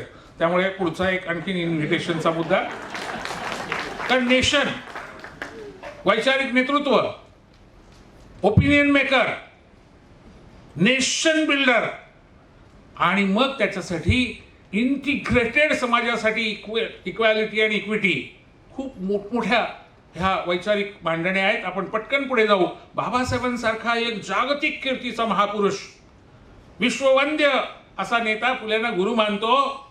तुमच्या कधीतरी लक्षात आलं पाहिजे की असं काय होतं फुल्यांमध्ये. अहो, फुल्यांचं शिक्षण बघितलं तर जेमतेम मॅट्रिक शिकलेले फुले, आणि बाबासाहेब तर जगातल्या सगळ्यात महान पदव्या मिळवलेले. पण मग एवढा मोठा माणूस कशासाठी फुल्यांना गुरु मानत असेल, तर आपला मूळ प्रश्न जो होता तिकडे परत जाऊ आपण. पंचसूत्री, आणि मग त्या पंचसूत्रीमधलं पुढचं सूत्र स्त्री पुरुष समतेच्या नंतरचं जे आहे ते आहे जाती निर्मूलन, ॲनिहिलेशन ऑफ कास्ट. आणि मग त्या जाती निर्मूलनासंबंधीची सगळी मांडणी करताना त्यात आंतरजातीय विवाह सकट बाकी सगळं. आणि पुढचं सूत्र चौथं, रिडिस्ट्रीब्युशन ऑफ रिसोर्सेस, संसाधनांचं फेरवाटप. जमीन, जंगल, हवा, पाणी, सूर्यप्रकाश ही निसर्गाची देणगी आहे आणि तिच्यावर सगळ्यांचा हक्क आहे. आपण सारे भूमिपुत्र आहोत, भूमिकन्या आहोत, आणि म्हणून आपला पण त्याच्यावर हक्क आहे, आणि म्हणून त्याचं वाटप समान झालं पाहिजे. प्रचंड मोठं स्वप्न आहे, अशक्य प्राय स्वप्न आहे, पण ते फुल्यांचं होतं. आणि बाबासाहेब सुद्धा जेव्हा 15 मार्च 1947ला त्यांनी घटना परिषदेला स्वतःची घटना सादर केली, तिचं नाव आहे स्टेट्स अँड मायनॉरिटीज, राज्य आणि अल्पसंख्याक. आणि इथे अल्पसंख्याक शब्दाचा नवा अर्थ बाबासाहेबांनी मांडला आहे, तेवढा फक्त सांगतो, त्याचं विवेचन नंतर करू. अल्पसंख्याक म्हणजे आत्ता आपण फक्त धार्मिक परिभाषेमध्ये बघतो. बाबासाहेब आंबेडकर वेगळे आहेत, ते म्हणतात अल्पसंख्याक म्हणजे धार्मिक परिभाषेतले नुसते नाहीत, तर जे सत्तेपासून वंचित आहेत, जे निर्णय प्रक्रियेपासून वंचित आहेत, जे उपेक्षित आहेत, जे गावगाड्याच्या बाहेर आहेत, जे निर्णय प्रक्रियेच्या बाहेर आहेत, ते सगळे अल्पसंख्याक आहेत. आणि इंग्रजांनी अल्पसंख्याकांना न्याय द्यायची भूमिका घेतली होती, म्हणून बाबासाहेब सांगतात schedule caste, schedule tribe, other backward classes, NT, DNT, आणि सगळ्या महिला या अल्पसंख्याक आहेत. तुमच्या माहितीसाठी मला हे नम्रपणाने सांगू द्या, बाबासाहेब असं म्हणतात की 85% लोक अल्पसंख्याक आहेत. मी म्हणलं काय काय काय अर्थ आहे का? मग 85 कुठे असतात काय अल्पसंख्याक? 85च्या हातामध्ये पॉलिसी मेकिंग आहे, 85च्या हातामध्ये प्रशासन आहे, 85च्या हातामध्ये न्यायव्यवस्था आहे, 85च्या हातामध्ये कार्यपालिका आहे. बाबासाहेबांच्या काळातली गोष्ट चालली आहे. आता सुद्धा काही फार परिस्थितीवर बदल झालाच नाही, पण आता झालेला आहे काही प्रमाणात का होईना. पण बाबासाहेब जेव्हा लिहित आहेत तेव्हा 15 मार्च 47 स्टेट्स अँड मायनॉरिटीज, आणि मग त्यावेळेला अल्पसंख्याक या शब्दाची एकमेव वेगळी व्याख्या ही बाबासाहेबांची आहे. आणि ती का आहे आणि कशी आहे याच्याबद्दल आपण कधीतरी बोलू. आता आपण पटकन परत पुढे जाऊ आणि 5वं सूत्र बघू. बघा, बोलण्याच्या ओघामध्ये कदाचित विसरला असेल म्हणून 15 सेकंदामध्ये रिव्हिजन करूया. पहिलं सूत्र होतं creation of knowledge and skills, कौशल्य आणि ज्ञानाचं संवर्धन, त्याची निर्मिती. दुसरं सूत्र होतं अतिशय महत्त्वाचं स्त्री पुरुष समतेचं. तिसरं सूत्र होतं जाती निर्मूलनाचं. चौथं सूत्र होतं संसाधनांच्या फेरवाटपाचं. आणि 5वं सूत्र आहे संवाद, वादविवाद, चिकित्सा, टीका, गरज पडली तर विद्रोह सुद्धा. विद्रोह इथे मी 3D मध्ये बाबासाहेबांचं मगाशी ते वचन पाहिलं, खूप छान वाटलं. आपण ते नेहमी त्या वाक्याबद्दल किंवा त्या विधानांबद्दल आपल्याकडे वादविवाद होतो, चर्चा होते. शिका, संघर्ष करा, संघटित व्हा, असा तो क्रम आहे. पण बऱ्याचदा मराठीमध्ये मात्र शिका, संघटित व्हा, संघर्ष करा असा क्रम आपल्याकडे मांडला जातो बऱ्याचदा. आता मला त्या वादात जायचं नाही, मला त्याच्यावर चर्चा पण नाही करायची. पण मला असं म्हणायचं आहे त्या निमित्ताने की शिका, संघर्ष करत करत करत संघटित व्हा, हे सगळं बाबासाहेबांनी सांगितलं होतं. तेव्हा त्यातलं सगळ्यात शेवटचं सूत्र काय होतं? संघटित व्हा. पण कदाचित आपलं असं झालंय की काय, शिका आणि संघर्ष करा एवढंच बाबासाहेबांनी सांगितलंय असं आपल्याला वाटायला लागलं आजकाल. आणि त्यामुळे शिका आणि एकमेकांची डोकी फोडा, एकमेकांच्या अंगावर जा. त्यामुळे मी किती क्रांतिकारक आहे आणि मीच एकमेव कसा क्रांतिकारक आहे, मलाच कसे फक्त बाबासाहेब कळलेले आहेत, याच्यासाठी आपल्यामध्ये जी अहमियता लागलेली आहे ती अनंत आहे. त्याच्यावर मी चर्चा नाही करत. मी सांगत होतो ते असं की ही पंचसूत्री फुल्यांची ही बाबासाहेबांना खूप भावलेली आहे, बाबासाहेबांना खूप जवळची वाटलेली आहे. आणि त्याचं कारण असं होतं की बाबासाहेब जागतिक पातळीवरचं शिक्षण घेतल्याच्या नंतर विशेषतः समाजशास्त्रज्ञ आणि अर्थशास्त्रज्ञ आंबेडकर हे या निर्णयापर्यंत आलेले आहेत की भारताची सामाजिक परिस्थिती बदलायची असेल, राजकीय परिस्थिती बदलायची असेल तर 3 महत्त्वाची केंद्र आहेत. There are 3 centres of discrimination, exploitation, भेदभाव, शोषण, या सगळ्याची 3 महत्त्वाची केंद्र आहेत. आणि त्यातलं पहिलं केंद्र आहे जेंडर, पितृसत्ता, स्त्री पुरुष विषमता. जे केंद्र जगभर पण आहे पण भारतात ते जास्त प्रभावी आहे. दुसरं अर्थातच कास्ट, जाती व्यवस्था. बाबासाहेबांनी केलेली वेगळी मांडणी इतर समाजशास्त्रज्ञांपेक्षा ही आहे. कास्ट ही श्रेणीबद्ध विषमता आहे, पायऱ्या पायऱ्यांची, सीडीची रचना असलेली. आणि त्यामुळे म्हणताना आपण सहजपणे म्हणतो की आपण 85% एक आहोत वगैरे वगैरे. प्रत्यक्षात तसं नसतं. प्रत्यक्षात प्रत्येक जात एका पायरीवर असते आणि ती म्हणत असते की माझ्यापेक्षा हे खाली आहेत आणि माझ्यापेक्षा हे वर आहेत. त्यामुळे श्रेणीबद्ध विषमता, ग्रेडेड इनइक्वॅलिटी, हे बाबासाहेबांचं वेगळेपण आहे जे इतर समाजशास्त्रज्ञांमध्ये नाही. आणि नुसतं तेवढंच नाही, बाबासाहेब असं सांगतायत की हे कामाचं वाटप नाही आहे, हे काम करणाऱ्यांचं वाटप आहे. हे डिव्हिजन ऑफ लेबर नाही आहे, डिव्हिजन ऑफ लेबरर्स आहे. कामाचं वाटप तर सगळ्या जगात आहे हो. चीनमध्ये, जपानमध्ये, फ्रान्समध्ये, जर्मनीमध्ये, इंग्लंडमध्ये, अमेरिकेमध्ये, तिथेही कोणीतरी कलेक्टर आहे, कोणीतरी शिपाई आहे, कोणीतरी क्लर्क आहे. ते कामाचं वाटप आहे. ते भारतात असणार, ते जगात आहे. पण काम करणाऱ्यांचं वाटप जन्मावर आधारित, की तुम्ही कायम त्या जातीत जन्माला आला म्हणजे तेवढंच काम करायला पाहिजे. आणि म्हणून बाबासाहेबांनी घटनेमधनं जी क्रांतिकारक कलमं आपल्याला दिली त्यातल्या 14, 15, 16 बद्दल आपण नेहमी बोलतो आणि ते महत्त्वाचंच आहे. पण माझ्या दृष्टीनं या 14, 15, 16 पेक्षाही 13 विशेष क्रांतिकारक आहे आणि 19 तितकंच क्रांतिकारक आहे. मी फुल्यांच्या क्रांतीबद्दल बाबासाहेबांच्या नजरेतनं बोलत असताना तुम्हाला कदाचित असं वाटेल की हा माणूस नेमका महात्मा फुल्यांवर बोलतोय की बाबासाहेबांवर बोलतोय. आता तुम्हीच मला सांगितलं ना बाबासाहेबांच्या नजरेतनं फुल्यांची समाजक्रांती. त्यामुळे तुम्ही चतुर लोक आहात. तुम्ही एका वाक्याला एका भाषणातनं 2 विषय, गंमत सोडा. मला आवडलं कारण ही विश्लेषण पद्धती सुद्धा आवश्यक आहे. आपण या पद्धतीने पण बघायला शिकलं पाहिजे, हे सुद्धा मांडायला शिकलं पाहिजे. कारण तेच तेच तेच आपण जे बोलत राहतो आणि किती नाही म्हटलं तर लोकांचाही वेळ फुकट घालवतो, स्वतःचाही वेळ फुकट घालवतो. अशा वेळेला मला ही जी पद्धत आहे ही जास्त आवडते. आपण अगदी नेमकेपणाने जाऊ आणि नेमक्या भाषेत सांगू की 3 अशी शोषणाची, पक्षपाताची, भेदभावाची केंद्र आहेत. बाबासाहेब म्हणतात पहिलं लिंगभाव, स्त्री पुरुष विषमता.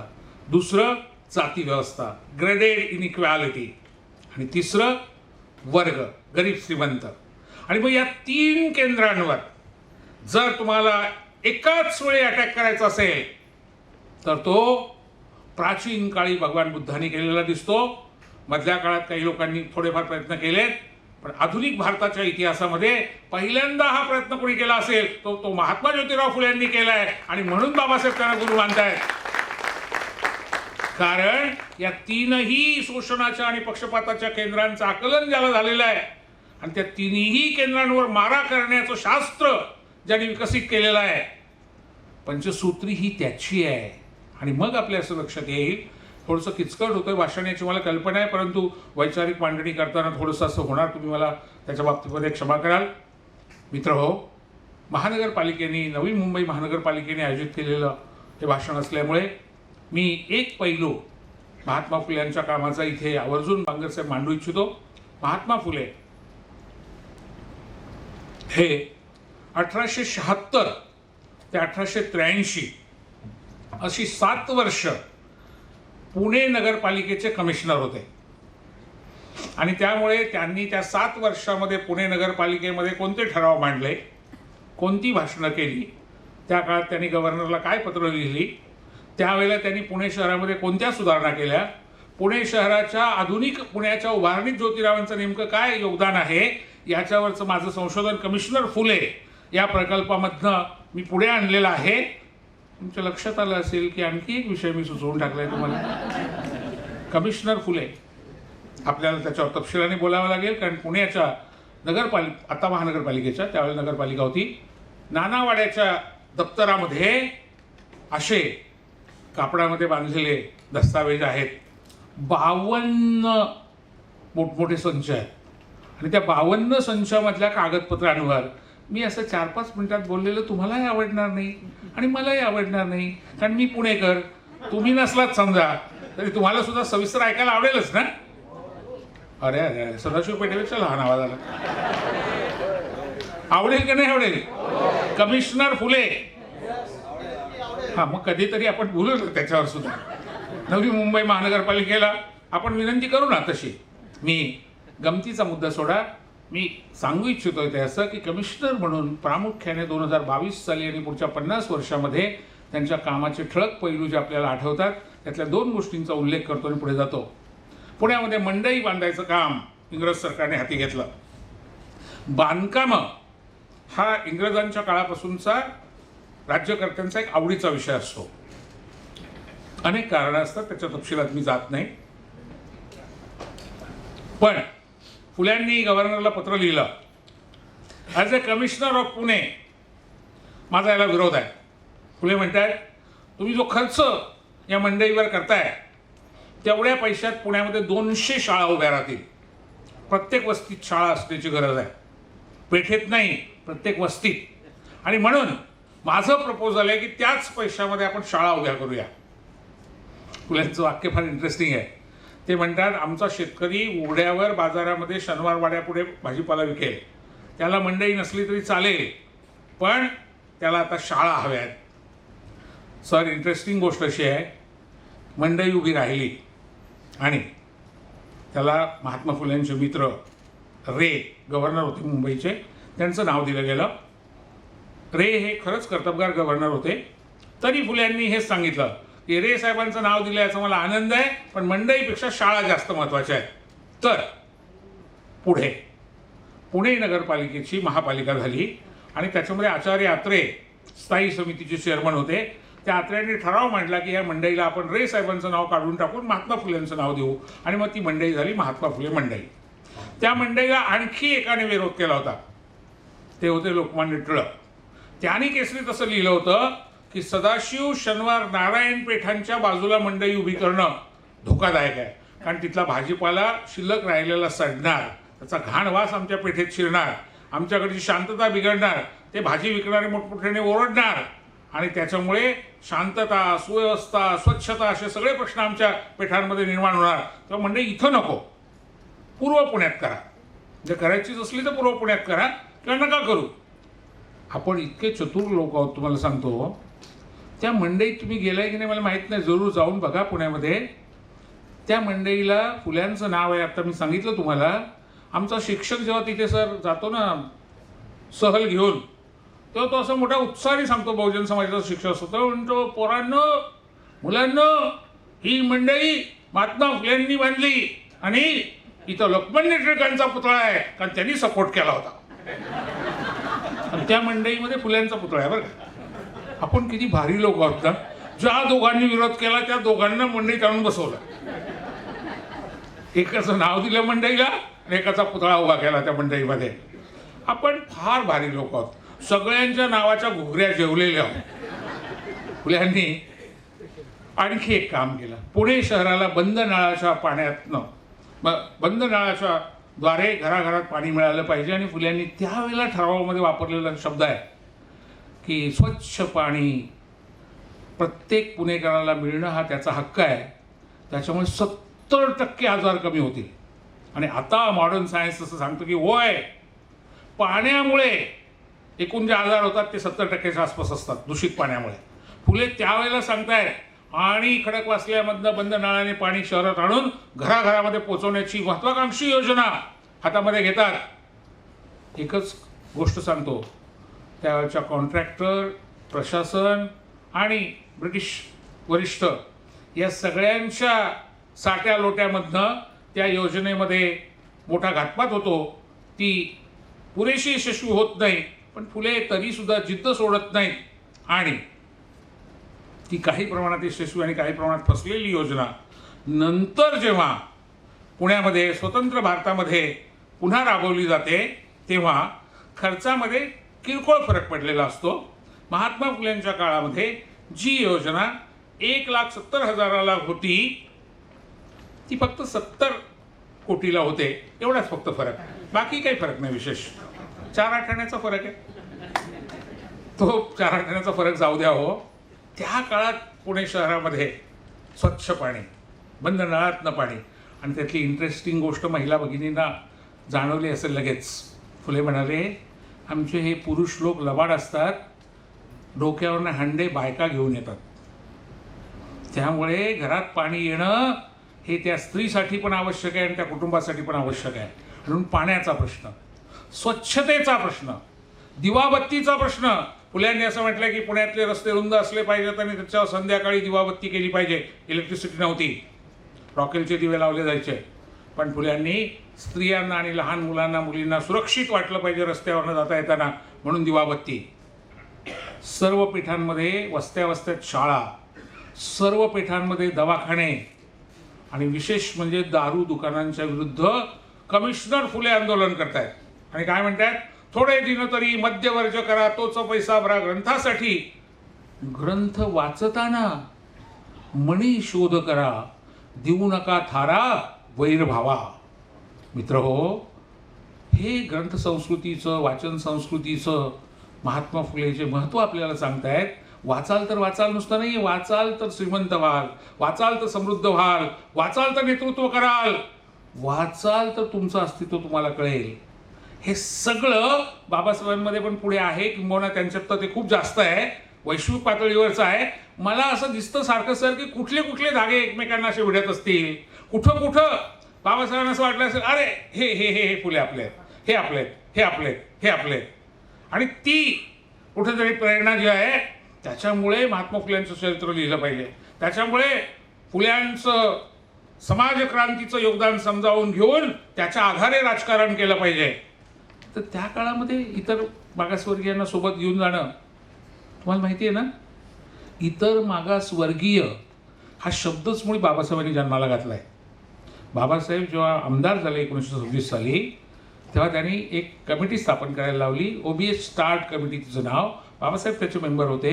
आणि त्या कमिटीच्या माध्यमातून बाबासाहेबांनी 5 मार्च 1930ला मुंबई सरकारला जो अहवाल दिला, त्याच्यात त्यांनी असं म्हटलं की 3 प्रकारचे समुदाय आहेत ज्यांना कॉन्स्टिट्यूशनल सेफगार्ड दिले पाहिजेत. पहिला शेड्यूल कास्ट, दुसरा शेड्यूल ट्राईब आणि तिसरा अदर बॅकवर्ड क्लास. तर OBC हा शब्द जन्माला घालणारे बाबासाहेब आंबेडकर आहेत. आणि ते 30 साली त्यांनी ती मांडणी केलेली आहे. आणि म्हणून मग हू वेअर दी शूद्राज हा ओबीसीवरचा ग्रंथ बाबासाहेब महात्मा फुलेंना अर्पण करतायत आणि महात्मा फुल्यांचं वेगळेपण, त्यांच्या समाजक्रांतीचं अभिनवपण आपल्याला सांगतायत. इथे मी आणखी एका मुद्द्याकडे आपल्याला घेऊन जाऊ इच्छितो. फुले हे Pune commercial and contracting company नावाच्या कंपनीचे मॅनेजिंग डायरेक्टर होते. आणि या कंपनीने जी कामं केलेली आहेत त्याच्यामधली 4-5 कामं फक्त नमुन्यादाखल सांगतो. मुंबईमध्ये छत्रपती शिवाजी महाराज टर्मिनसच्या समोर मुंबई महानगरपालिकेचं मुख्यालय आहे. ते मुंबई महानगरपालिकेचं मुख्यालय हे व्यंकू बाळोजी कालेवार या वंजारी समाजातल्या कॉन्ट्रॅक्टरने बांधलेलं आहे. आणि हे महात्मा फुल्यांच्या पूना कमर्शियल कॉन्ट्रॅक्टिंग कंपनीचे पार्टनर होते. पुढे त्यांनी स्वतःची कंपनी काढली आणि त्या कंपनीच्या माध्यमातून त्यांनी मुंबईचं मुख्यालय बांधलं. मुंबईच्या मुख्यालयामध्ये दरवर्षी आवर्जून ज्या आर्किटेक्टनी ते डिझाईन तयार केलं त्याची जयंती केली जाते आणि ती अवश्य करायला पाहिजे. पण तो ब्रिटिश होता, पण ज्याने बांधलं आणि शिल्पकृती बांधलं त्या व्यंकू बाळोजी कालेवार नावाच्या वंजारी माणसाचं मात्र स्मरण कुणालाच नाही. ते तुम्हाला मला ठेवलं पाहिजे. मी माफ करा, मगाशी म्हणाल जातीपातीच्या भाषेत बोलू नये, तुम्ही म्हणाले बरोबर आहे, हे असं चालतं जातीपातीचं. अहो असं आहे, जर बाकीचे इतिहासकार विसरूनच जात असतील तर आम्हाला सांगायला नको. होय, ब्राह्मण सहकाऱ्यांनी मदत केली की नाही तर केली, फुल्यांना सावित्रीबाईंना मदत केली की नाही केली. होय, बेड्यांनी शाळा चालवायला जागा दिली. संस्थेचे अध्यक्ष गोवंडे होते, खजिनदार वाळवेकर होते, सरचिटणीस परांजपे होते आणि इतर अनेक सहकारी होते. पण सर, मी अतिशय अभिमानानं सांगतो की फुल्यांच्या त्या कामामध्ये असेही लोक होते की ज्यांची नावं पहिल्यांदा उजेडात आणण्याचं काम माझ्यासारख्या एका छोट्या माणसाला करता आलं, याचा मला आनंद आणि अभिमान आहे. त्यातलं पहिलं नाव आहे लहुजी वस्ताद साळवे, दुसरं नाव आहे रानबा महार, तिसरं नाव आहे गणू शिवाजी मांग. ही नावं इतिहासामध्ये झाकून टाकली गेली होती. मी कागदपत्राच्या आधारे तुम्हाला सांगतोय, मी कल्पनेने सांगत नाही आहे. ही ब्रिटिश एज्युकेशन रेकॉर्डमध्ये आहे. ती नावं मी तुम्हाला सांगतोय. लहुजी वस्ताद साळव्यांचं वेगळं काम आपल्याला माहिती आहे, पण शिक्षणाच्या या कामामध्ये ज्योतिरावांच्या पायोनियर म्हणून फुले म्हणतात मेकर्स ऑफ द नॉलेज, ज्ञानाची निर्मिती करणारे लहुजी वस्ताद साळवे, रानबा महार, धुराजी अप्पाजी चांभार, गणू शिवाजी मांग. मला नेहमी असं वाटतं बांगर सर की आपल्या मुलांनी मुलींनी पुढच्या काळामध्ये फडतूस विषयांवर MPhil आणि PhD करत बसण्यापेक्षा असे एक स्कॉलर घेतले पाहिजे आणि त्याच्यावर कामं केली पाहिजे. तानुबाई बिर्जे पहिली भारतीय महिला संपादक, सत्यशोधक, सावित्रीबाईंची विद्यार्थिनी, ज्योतिरावांची विद्यार्थिनी, एका कुणब्याची बायको, एका कुणब्याची मुलगी, ताराबाई शिंदे, जिचं स्त्री पुरुष तुलना हे पुस्तक हॉर्वर्डमध्ये आता अभ्यासाला लागलंय. ती ताराबाई शिंदे ही सावित्रीबाईंची आणि ज्योतिरावांची विद्यार्थिनी आणि ती 1882 साली comparison between men and women, स्त्री पुरुष तुलना असा ग्रंथ लिहिते, जो जगातला पहिला स्त्रीवादी ग्रंथ आहे. जगातला, मराठीतला किंवा भारतीय नाही नुसता.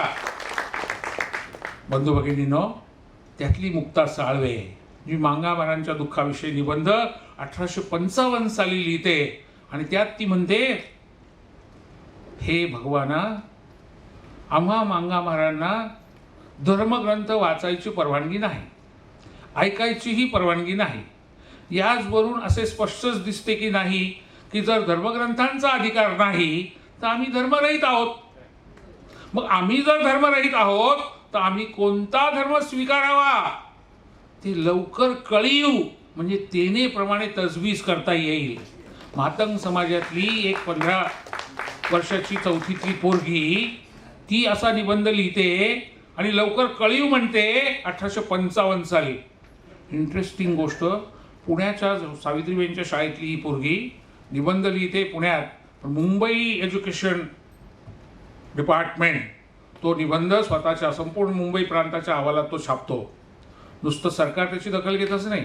अहमदनगरचा पेपर ज्ञानोदय तो निबंध 2 भागात छापतो.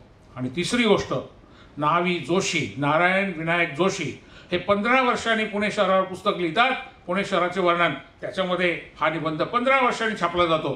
चौथीच्या पोरीच्या निबंधाचं वय 2-4 महिने तरी असतं काय? 15 वर्षांनी सुद्धा तो छापला जातो, कारण तो क्रांतिकारक असतो. काय झालं त्या मुक्ताचं पुढे?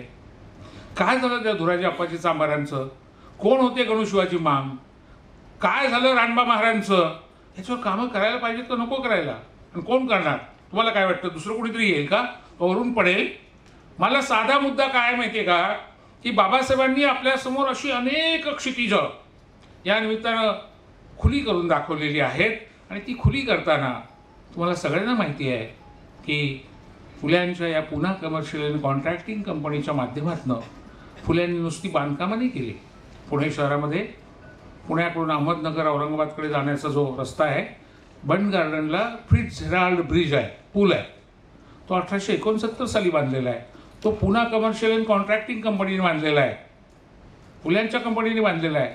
पुण्यावरनं सातारा, सांगली, कोल्हापूरकडे जाण्याचा कात्रजचा बोगदा आहे, तो फुल्यांच्या कंपनीने बांधलेला आहे. बडोद्याचा सयाजीराव गायकवाडांचा राजवाडा आहे, तो महात्मा फुल्यांच्या कंपनीने बांधलेला आहे. परळचा मुंबईतला वर्कशॉप रेल्वेचा फुल्यांच्या कंपनीने बांधलेला आहे. सोलापूरची लक्ष्मी विष्णू मिल फुल्यांच्या कंपनीने बांधलेली आहे. मुद्दा काय माहिती आहे, या कंपनीचे आधी जे पार्टनर्स होते ते पुढे इतके कर्तबगार झाले की त्यातल्या पोल्साना लिंगू नावाच्या एका माणसाने टाइम्स ऑफ इंडियाचं मुख्यालय बांधलं मुंबईतलं. टाइम्स ऑफ इंडिया तुम्ही बघा, आता जेव्हा जाल ना पुन्हा तिकडे, त्याला त्या इमारतीकडे परत एकदा बघा, आपुलकी वाटेल की अरे आमच्या एका माणसाने एवढं सुंदर बांधलंय, इतकं सुंदर बांधलंय. त्या मुंबई महापालिकेच्या इमारतीकडे पुन्हा एकदा बघा, तुम्हाला आपुलकी वाटेल, आपलेपणा वाटेल. अरे हा व्यंकू बाळूजी कालेवर यानं बांधलंय. मी मध्ये जेव्हा त्याच्यावर लिहिलं तेव्हा वंजारी समाजातल्या अनेक लोकांनी मला लिहिलं की अरे हे आम्हाला माहीत नव्हतं आणि हे फार महत्त्वाचं तुम्ही आम्हाला सांगितलं. मी त्यावेळेला एक मालिका चालवत होतो की ओबीसीमध्ये एक असं खचलेपणाची भावना आहे, एक न्यूनगंड आहे, आपलं काय खरं नाही, आपल्याला काय जमत नाही, आपल्याला काय जमणार नाही.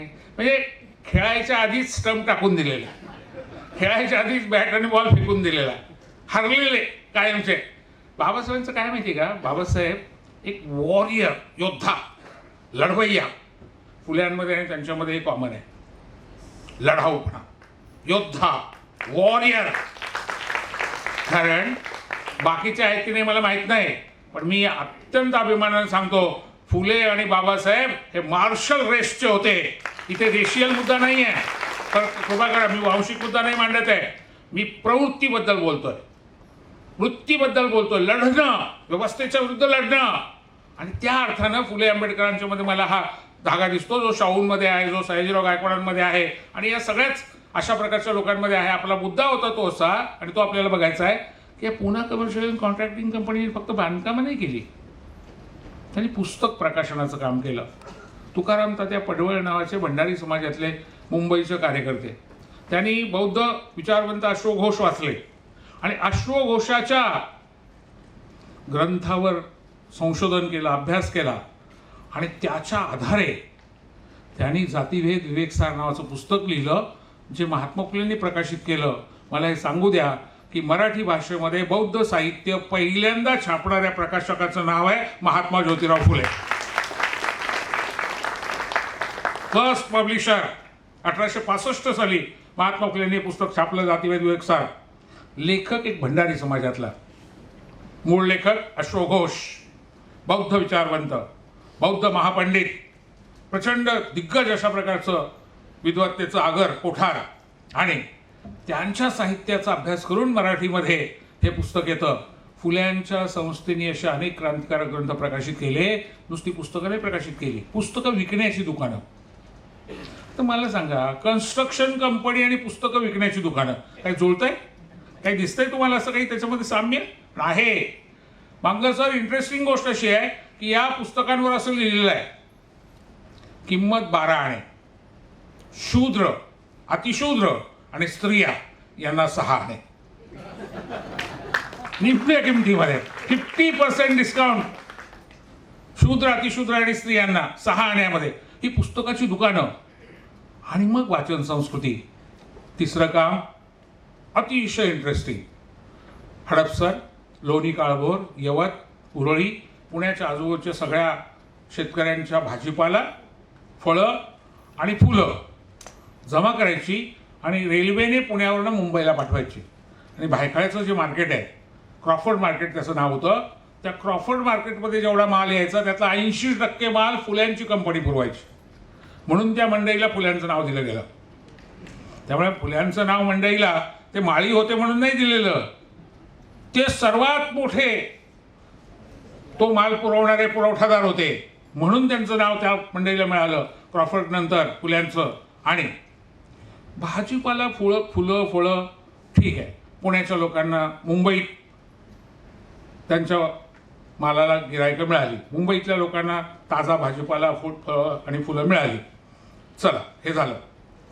पुढचं कसं गणित बसतं? सोन्याचे दागिने हा भारतीय स्त्रियांचा आणि पुरुषांचा सुद्धा वीक पॉईंट आहे. आणि सोन्याचे दागिने बनवण्यासाठी ज्या मुशी लागतात, मोल्ड्स, त्याची मूळ कंपनी अमेरिकेत आणि संपूर्ण भारताची एजन्सी महात्मा फुल्यांच्या कंपनीकडे.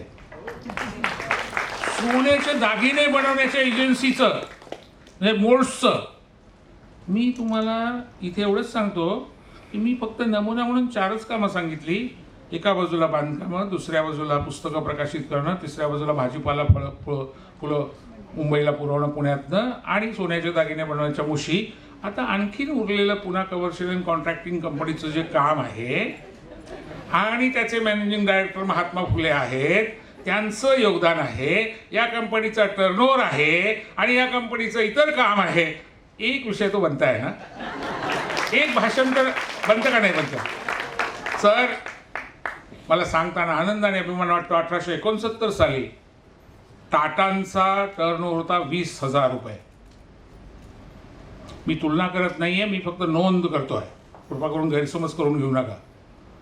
पण 1869 साली महात्मा फुल्यांच्या या कंपनीचा टर्नओव्हर जो ब्रिटिश सरकारच्या रेकॉर्डला नोंदलेला आहे तो आहे 20,672 रुपये. टाटांचा राऊंड फिगरमध्ये 20,000 आहे आणि फुल्यांचा 672 रुपये का होईना जास्त आहे. याच्यावरनं फुले काय दर्जाचे उद्योगपती होते, काय दर्जाचं काम ते करत होते. तुमच्या हे लक्षात आलं पाहिजे की फुले काय, बाबासाहेब काय, नंबर 1च, दुसरं नाहीच. जे काय करायचं ते नंबर 1 असलं पाहिजे, नंबर 1. म्हणून मगाशी मी हे पाहत असताना अतिशय सुंदर केलं हे सगळं. मी तुम्हाला सांगतो, एकदा नवी मुंबई महापालिकेच्या या सगळ्या आमच्या लोकांसाठी जोरदार टाळ्या झाल्या पाहिजेत हे स्मारक उभं केल्याबद्दल. धन्यवाद. तुम्ही छान टाळ्या वाजवल्या, पण माझं काही पोट भरलं नाही. मला तरी असं वाटलं की असं टुकूक आहे जरा. एकदा मुंबईतल्या लोकांच्या टाळ्या मला ऐकायच्यात, नव्या मुंबईच्या लोकांच्या. हां, कारण हे जागतिक पातळीवरचं अतिशय दर्जेदार असं स्मारक उभं राहिलेलं आहे. आणि मित्र हो, माझ्या भाषणाचा समारोप करताना आला ना वेळ समारोपाचा, कारण मी घराकडे पाहिलेलं नाही, पण मला माहिती आहे 45 मिनिटं होऊन गेलेली असणार, 9 वाजले. मी याच्यासाठी घड्याळाकडे बघायचं टाळतो, पण किती टाळणार. त्यामुळे समारोप करताना बाबासाहेबांना काय भावलं असणार, कोणती समाजक्रांती फुल्यांची. असं आहे ना, त्यांनी शाळा काढली, त्याच्यासाठी किती सावित्रीबाईंना त्रास झाला, मग कसं त्यांच्या अंगावर चिखल टाकला, कसं दगड मारले, कसं, हे तर माहितीच आहे ना तुम्हाला बऱ्यापैकी. मग तेच मी परत सांगणं अपेक्षित आहे का? कारण ते माहिती आहे ना हो, ते कशाला मी परत बोललं पाहिजे ना. आपलं काय चुकतं माहिती आहे, आपले तमाम वक्ते, अर्थात रावसाहेब कसब्यांसारखे, सुखदेव थोरातांसारखे अनेक वक्ते आहेत की जे आमच्यासाठी गुरुवर्य आहेत, आमच्यासाठी मार्गदर्शक आहेत आणि त्यांच्याकडनंच आम्ही शिकत आलो इथपर्यंत. पण त्यांना उद्देशून मी बोलत नाही. काही मधल्या किंवा आजूबाजूच्या लोकांना आपण परत तेच सांगत बसतो, जे 100 वेळा, 1000 वेळा, 10,000 वेळा सांगून झालंय. मग काय होतं माहिती आहे, आपण एवढ्या लोकांचा एवढा वेळ फुकट घालवतो. त्यात एक पर्स्पेक्टिव्हची चूक अशी असते की दलितांचा नेता म्हणूनच बाबासाहेबांकडे बघायचं. तिची मुळात अत्यंत अन्यायकारक गोष्ट आहे. भारताचा नेता रामचंद्र गुहा हे भारतातले नाही, जागतिक कीर्तीचे आजचे इतिहासकार आहेत आणि त्यांनी बाबासाहेबांना मेकर्स ऑफ मॉडर्न इंडिया म्हटलेलं आहे. त्यांनी म्हटलेलं आहे. त्या रामचंद्र गुहांनी महात्मा फुलेंना मेकर्स ऑफ मॉडर्न इंडिया म्हटलेलं आहे. रामचंद्र गुहांनी म्हटलंय, हरी नरके म्हणेल त्यात विशेष नाही. गुहा म्हणतायत. हे नीट समजून घेतलं पाहिजे आपण. आणि त्यामुळे आपण इथून पुढे बोलत असताना जाणीवपूर्वक देशाचे नेते, जगाचे नेते म्हणून यांचं मूल्यमापन केलं पाहिजे. आणि ते सांगताना शेवटचा मुद्दा सांगून थांबणार आहे. मला माहिती आहे की माझं भाषण शास्त्रीय पद्धतीचं झालं नाही. माझ्या भाषणामध्ये अनेक सुट्या सुट्या गोष्टी होत्या, ते मला जोडता आलं नाही. वेळेच्या खरं म्हणजे तुम्ही भरपूर वेळ देऊन सुद्धा ते जोडता आलं नाही.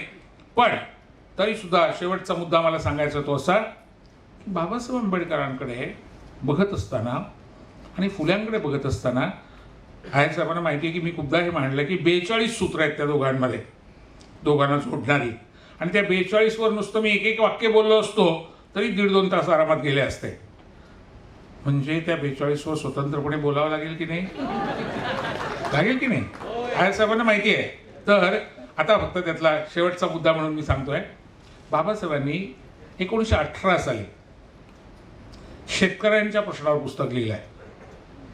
19 साली इंडियन इकॉनॉमिक सर्व्हे जर्नलमध्ये ते प्रकाशित झालं आहे. आणि 20 साली बाबासाहेबांनी त्याचं स्वतंत्र पुस्तक प्रकाशित केलं आहे. आणि 1920ला आता 102 वर्ष झाली आहेत. आणि 102 वर्ष झाल्यानंतर शेतकऱ्यांचं आंदोलन जेव्हा दिल्लीत चालू असतं तेव्हा एकही माणूस असं म्हणत नाही की शेतकऱ्यांच्या प्रश्नावर जे आज प्रश्न ते मांडतायत तेच प्रश्न 102 वर्षापूर्वी बाबासाहेबांनी मांडलेले आहेत. आणि शेतकऱ्याच्या असूडमध्ये फुल्यांनी त्या संबंधाची काही एक मांडणी केलेली आहे.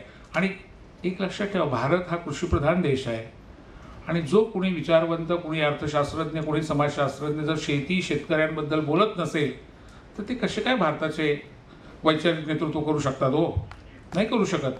त्यामुळे शेती, शेतकरी. पण सर आपलं दुर्दैव असं आहे, आमचे अनेक मोठमोठे विचारवंत, फार मोठमोठे पत्रकार, फार मोठमोठे विद्वान खरीप आणि रब्बी यातला नेमका फरक सांगू शकतीलच, मला शंका आहे. मी माझ्या विद्यापीठात हे करून बघितलंय, तुम्ही पण करून बघा. सहज बोलता बोलता गुगली टाकायचं समोरच्याला, हे खरीप म्हणजे नेमकं कोणतं रे, करून बघा तुम्ही. भल्या भल्यांच्या दांड्या उडतात. त्याच्या आधी तुम्ही माहीत करून घ्या, नाहीतर गडबड व्हायची. खरीप आणि रब्बी. वापसा कशाला म्हणतात? वापसा आमच्याकडे पश्चिम महाराष्ट्रामध्ये हा शब्द आहे, इतर ठिकाणी वेगळा शब्द आहे. म्हणजे पाऊस आल्यानंतर पेरणी करायची असते तेव्हा शेतकऱ्याला हे कळतं की ओल जर जास्त असेल आणि बी टाकलं तर ते कुजतं, वाया जातं, उगवत नाही. ओल कमी असेल तर बी सुकतं आणि परत उगवत नाही.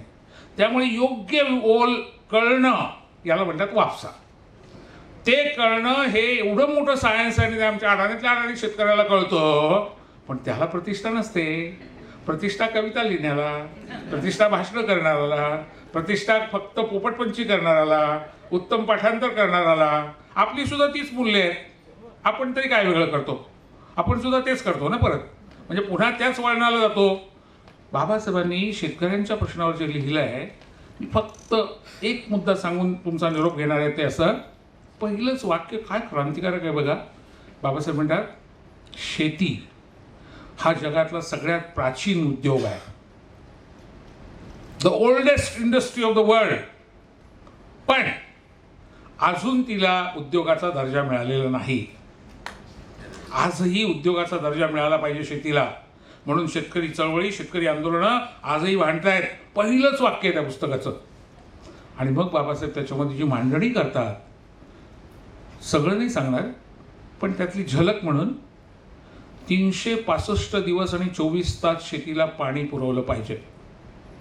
शेतीवर बोजा जास्त झालाय, तो एक्सेस बर्डन हलवलं पाहिजे आणि शेतीतनं मुलांना आणि मुलींना बाहेर काढलं पाहिजे आणि उद्योगात पाठवलं पाहिजे, व्यापारात पाठवलं पाहिजे, सर्व्हिस क्षेत्रात पाठवलं पाहिजे, शिक्षणात पाठवलं पाहिजे.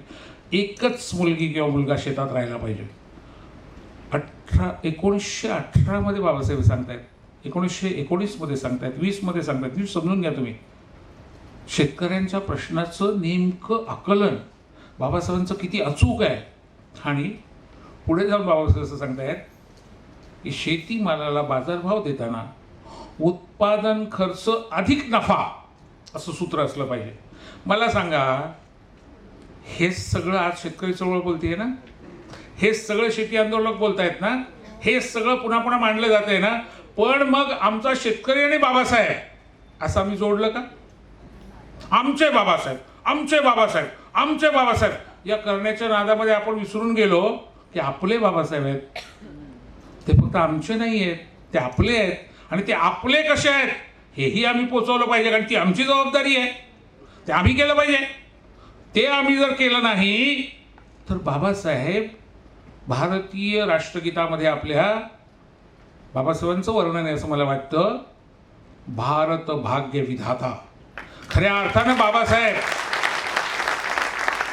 भारत भाग्य विधाता कसे आहेत आणि खऱ्या अर्थानं समग्र भारताच्या विकासाची ब्ल्यूप्रिंट त्यांनी कशी दिली आहे, होलिस्टिक डेव्हलपमेंट ऑफ इंडिया, या अंगाने त्यांच्याकडे बघितलं गेलं पाहिजे. आणि म्हणून त्यांच्या नजरेतनं फुल्यांची समाजक्रांती म्हणत असताना ऑफकोर्स शेतकऱ्याचा असूड त्याच्यामध्ये येणार, त्याच्यामध्ये गुलामगिरी येणार, त्याच्यामध्ये सार्वजनिक सत्यधर्म येणार, त्याच्यामध्ये महात्मा फुल्यांनी लिहिलेल्या कविता येणार, त्याच्यामध्ये तृतीय रत्न नावाचं मराठीतलंच नव्हे संपूर्ण भारतातलं पहिलं आधुनिक नाटक येणार.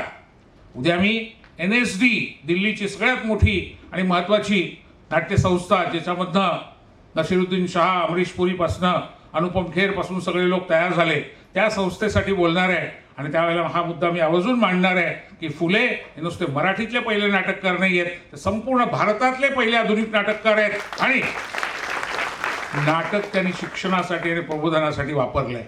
त्यामुळे सगळं लेखन जे केलेलं आहे फुल्यांचं ते बाबासाहेबांना आवडलं असणं, त्याच्यातनं बाबासाहेबांनी प्रेरणा घेतली असणं अगदी स्वाभाविक आहे.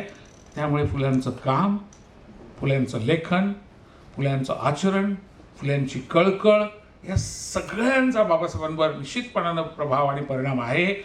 आणि म्हणून फुल्यांचं समग्र क्रांतिशास्त्र उलगडून दाखवण्याचं काम बाबासाहेब करतात. आणि त्यातले काही पैलू या निमित्तानं तुमच्यासमोर मांडायचा प्रयत्न मला करता आला. तो ज्या नवी मुंबई महापालिकेने मला ही संधी दिली त्याच्याबद्दल आयुक्त माननीय अभिजित बांगर साहेब आणि त्यांच्या सगळ्या सहकाऱ्यांबद्दल पुन्हा एकदा मनपूर्वक त्यांना धन्यवाद देतो. तुम्ही इतकं शांतपणे ऐकून घेतल्याबद्दल तुमचे आभार मानतो आणि थांबतो. जय भीम, जय भारत, नमो बुद्धाय, जय ज्योती, जय क्रांती.